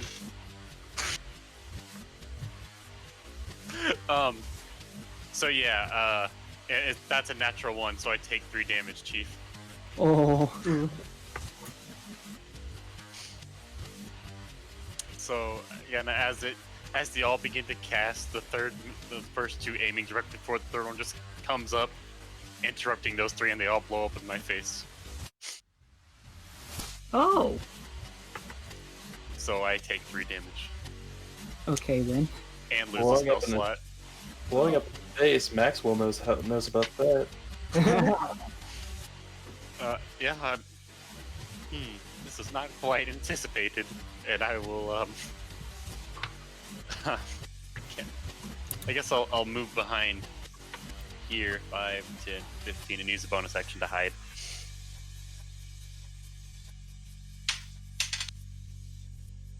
I got a 19 for stealth, by the way.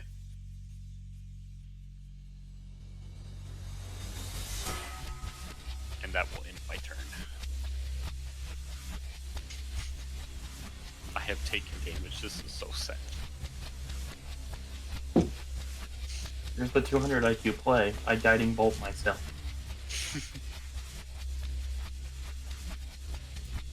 Okay. You're guiding bolting. Yeah. Okay. Go for it. I'm at a 2nd level spell.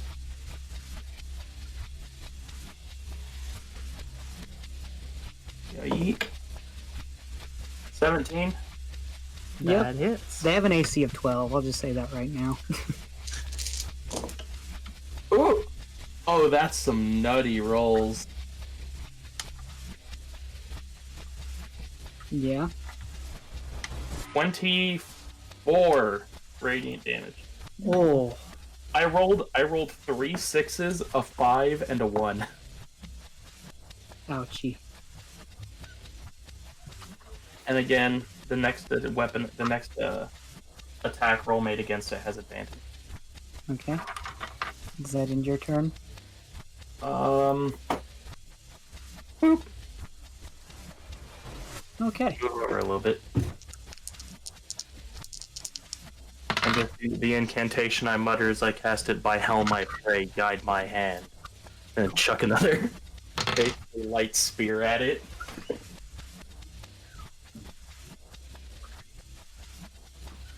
Okay, back to the Grell's turn. After seeing the 2 others just kind of, fall to the ground limp, it is going to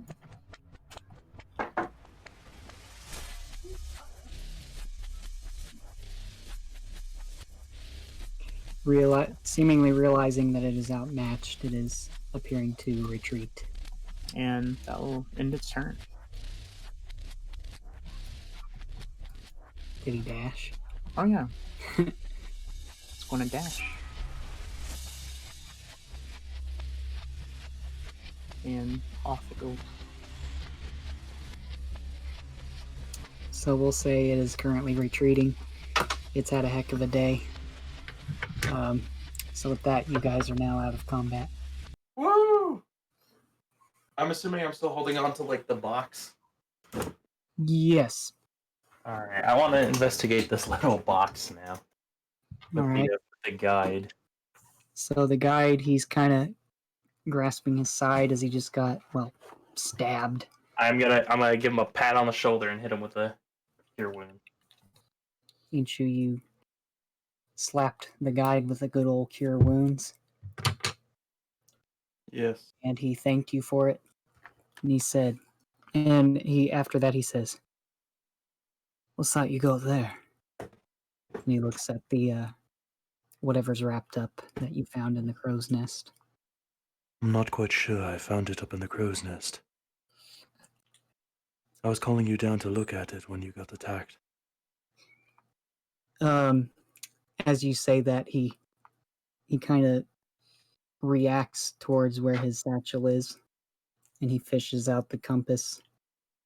And when you look at the compass, it is just like it's going crazy, like it's vibrating like a lot, and the needle is just spinning around. I kind of look between the item in my hand, the compass, and him. I think we both know what that is. Bingo. I guess I'm gonna start slowly unwrapping it. All right. Can we say you say bingo after you see what it is? Yeah. It is very much one of the fragments.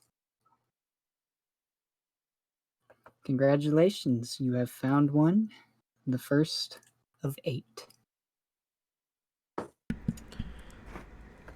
I'm gonna walk up and just ask, what the hell were those things? I'll have the guide make a history check with advantage.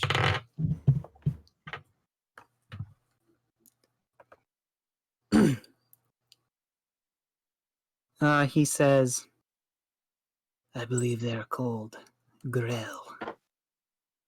Vicious creatures. Until they realize they've been outmatched.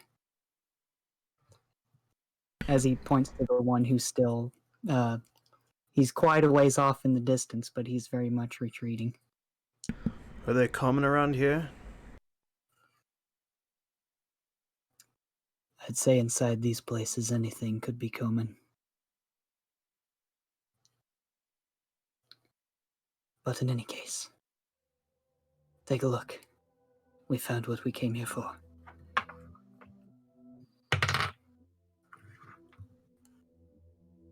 So Inshu, Yes. as you look at it, at this golden tablet, you see a set of words inscribed into it. Okay. You're able to read them. They're in the common language. And it reads, Begone, O fiend, embrace your chamber of yore. For in your cell, your murderous shell shall drain us nevermore. So the guide's just kind of perplexed at this. This is probably the most surprised you've ever seen him in the short time you've known him. And he says, in all my years, I was beginning to think I would never see one. And yet, there it is.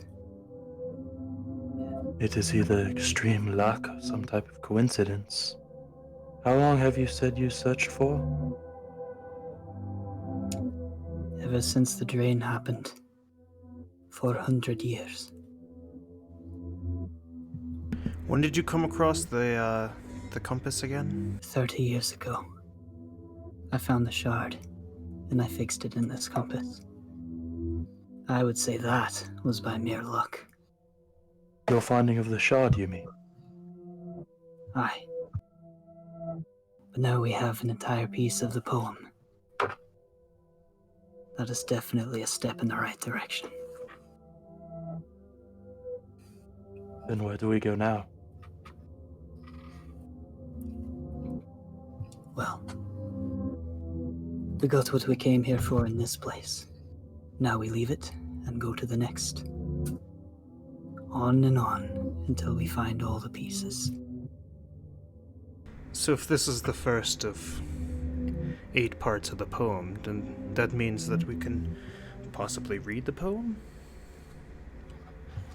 Exactly. What does it have to say? I don't know. I've never read the whole thing for myself.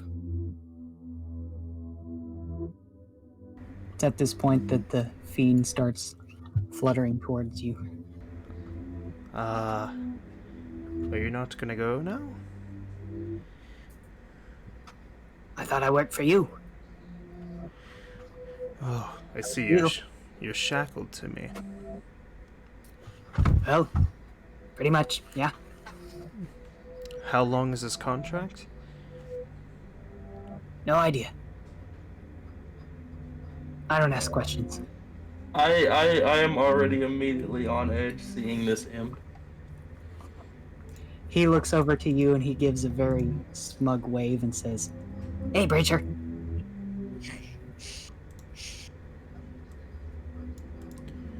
Just the jingle of my earring as I just shake my, like the jingle of my earring's chain as I just shake my head. What is your next? Let me think. How about you go invisible and you stay invisible until I need you again? Works for me. And then poof, he's now invisible. Does that help at all, Inshu? I give a nod. Alright, guide. How about you guide us out of here and we go to the second AZ? Aye. That's a good plan. So, with that, you all make your way off of the ship, and you continue in the direction from where you came from. Again, still not entirely used to this at all. It's hard to tell how much time has passed at this point. Sorry, kitten. Oh Oh god, the cat's back! Ah!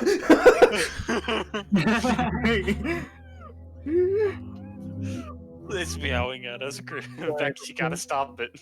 The kitten is grumpy. I apologize.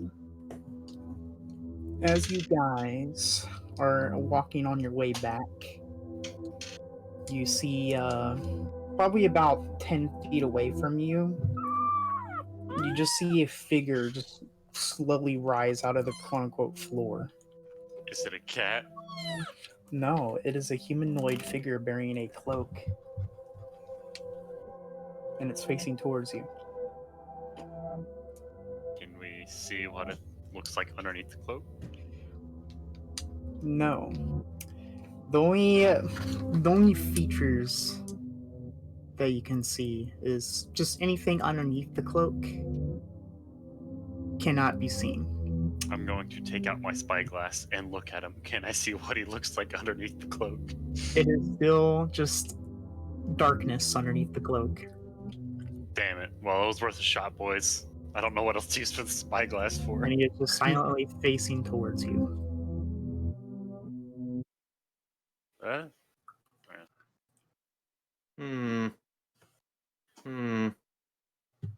Ready your blades!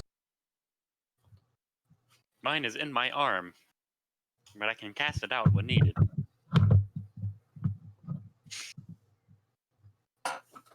Do you know who this is, guide? Wait, is it approaching us? Nope, it's just standing there facing you. About 10 feet away. Do I do this? Jacob, the guide, squints towards it, and he kind of just shakes his head slowly. Shakes Okay. his head no. No, I'm not doing this. Sorry. Well, which way are we supposed to be going? Where does the compass point? Well, since you have the shard now, the compass is pretty much useless.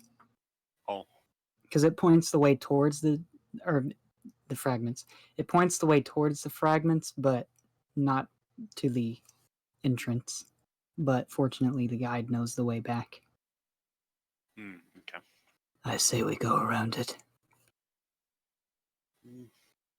That would most likely be the best plan. I am not opposed to this.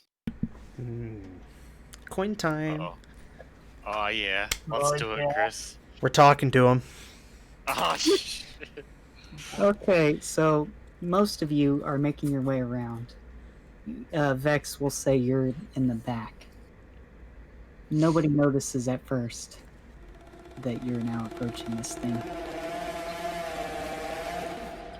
I'm gonna pull the hood off.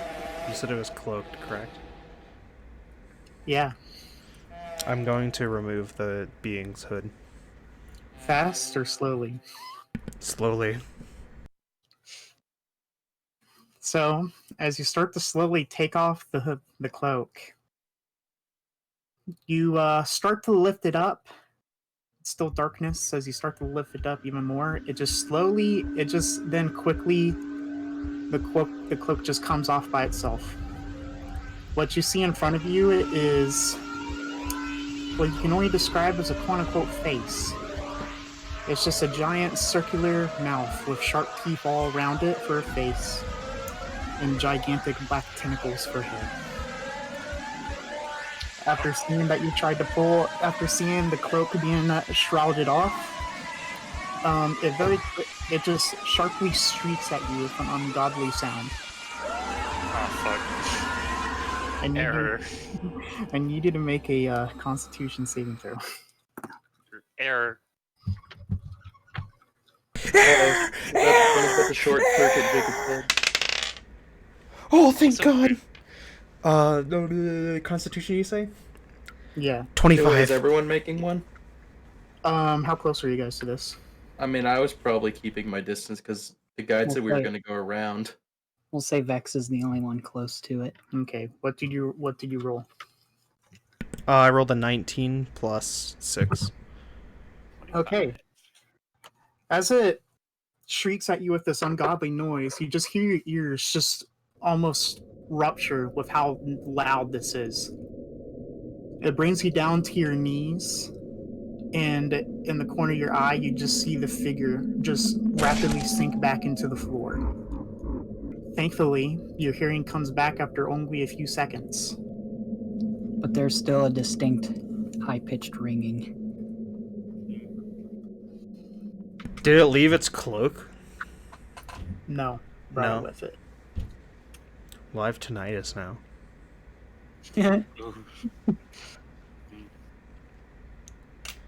I guess when Vex catches up, just kind of, well, what did it look like?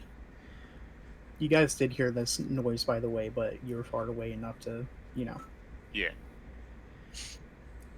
It was an amalgamation of teeth and tentacles. My indexes say that should be very scary. I do not fear anymore, but yes, it was quite scary. I guess. I see. Well, maybe next time we can all try and figure out what that is and take it down, or leave it be. Either way, we should probably get out of here. You should move quickly. We should probably get out. I don't like it around here. So, some more... I keep wanting to say time passes, but that's kind of not entirely accurate. Time is relative here. Yes. But either way, you eventually make it back to the entrance you came into. You make your way through, and you're now back in that long, narrow hallway that leads to the door of the outside. So, as you guys go out back into the dark hallway, and you look back and see the guide closing the doors, rightfully locking them back after everyone passes through. You look back at the end of the dark hallway, and then against the early morning light, you see that familiar black silhouette. Oh, that we saw inside? No, the one... The clearly cat shaped, Oh, there's the cat. with the twisted smile and the white eyes. Well, what should we do? I don't know why, but it reminds me of that thing we saw in there just a little while ago. I say we get down to the bottom of this. How far away from us is it? How long is the hallway? It's pretty long, isn't it? Pretty long, so it could easily be 40 feet away. Yeah, that's about 40 feet. Knowing that it's been spotted, you just see its mouth slowly creep up and down as if a silent laughter, and then it slowly walks out of the hallway into the outside. I really want to just cast grease to see if it trips. I really just want to fucking pet it. I'm gonna chase after it. You want to chase after it? Mm-hmm. I'm gonna chase after Vex so he doesn't get killed. Okay. Wait, did we have a long rest? No. No. Right. So, as Vex, you be careful. as you guys chase after it, and then you run out of the hallway against the early morning light, you check your left and you check your right, and strangely enough, you don't see it there. But just a puff of smoke of about 5 to 10 feet off to the right. I'm gonna walk up to the smoke and touch it. All right. Like move my hand through the smoke. Make death saving throws. Wafting your hand through it, it does seem like regular smoke for the most part, but as soon as some of it hits your eyes, it just instantly makes them water, and just makes you just want to immediately close your eyes and just start rubbing them because they're so irritating. Alright, I'm gonna rub it, and then while doing that, it's like, oh shit! Quick, someone bottle it! With the fuck you want me to bottle it with? With what? I don't know, do you I guys have a think it- jar or something? Does a mess kit have a jar in it? You know what? Sure. Okay, I'll quickly take out a mess kit and jar it. Okay. You do so. Jarred. You have a jar of smoke? You got a jar of smoke. Would you like a jar of smoke, Chris? I mean, you could use it as a weapon. I can create smoke grenades. I can modify myself even further. Literally just throw it at someone's head and they just can't see. That's true. Their eyes burn. Alright, so with your jarred smoke in the first fragment, you look to the horizon to see the sun slowly creeping above it. It is now a new day, and you have completed an important part of your mission. But there is more to come. You now have 7 more fragments to find, along with the Shattered Star, and if you're lucky, the mortar.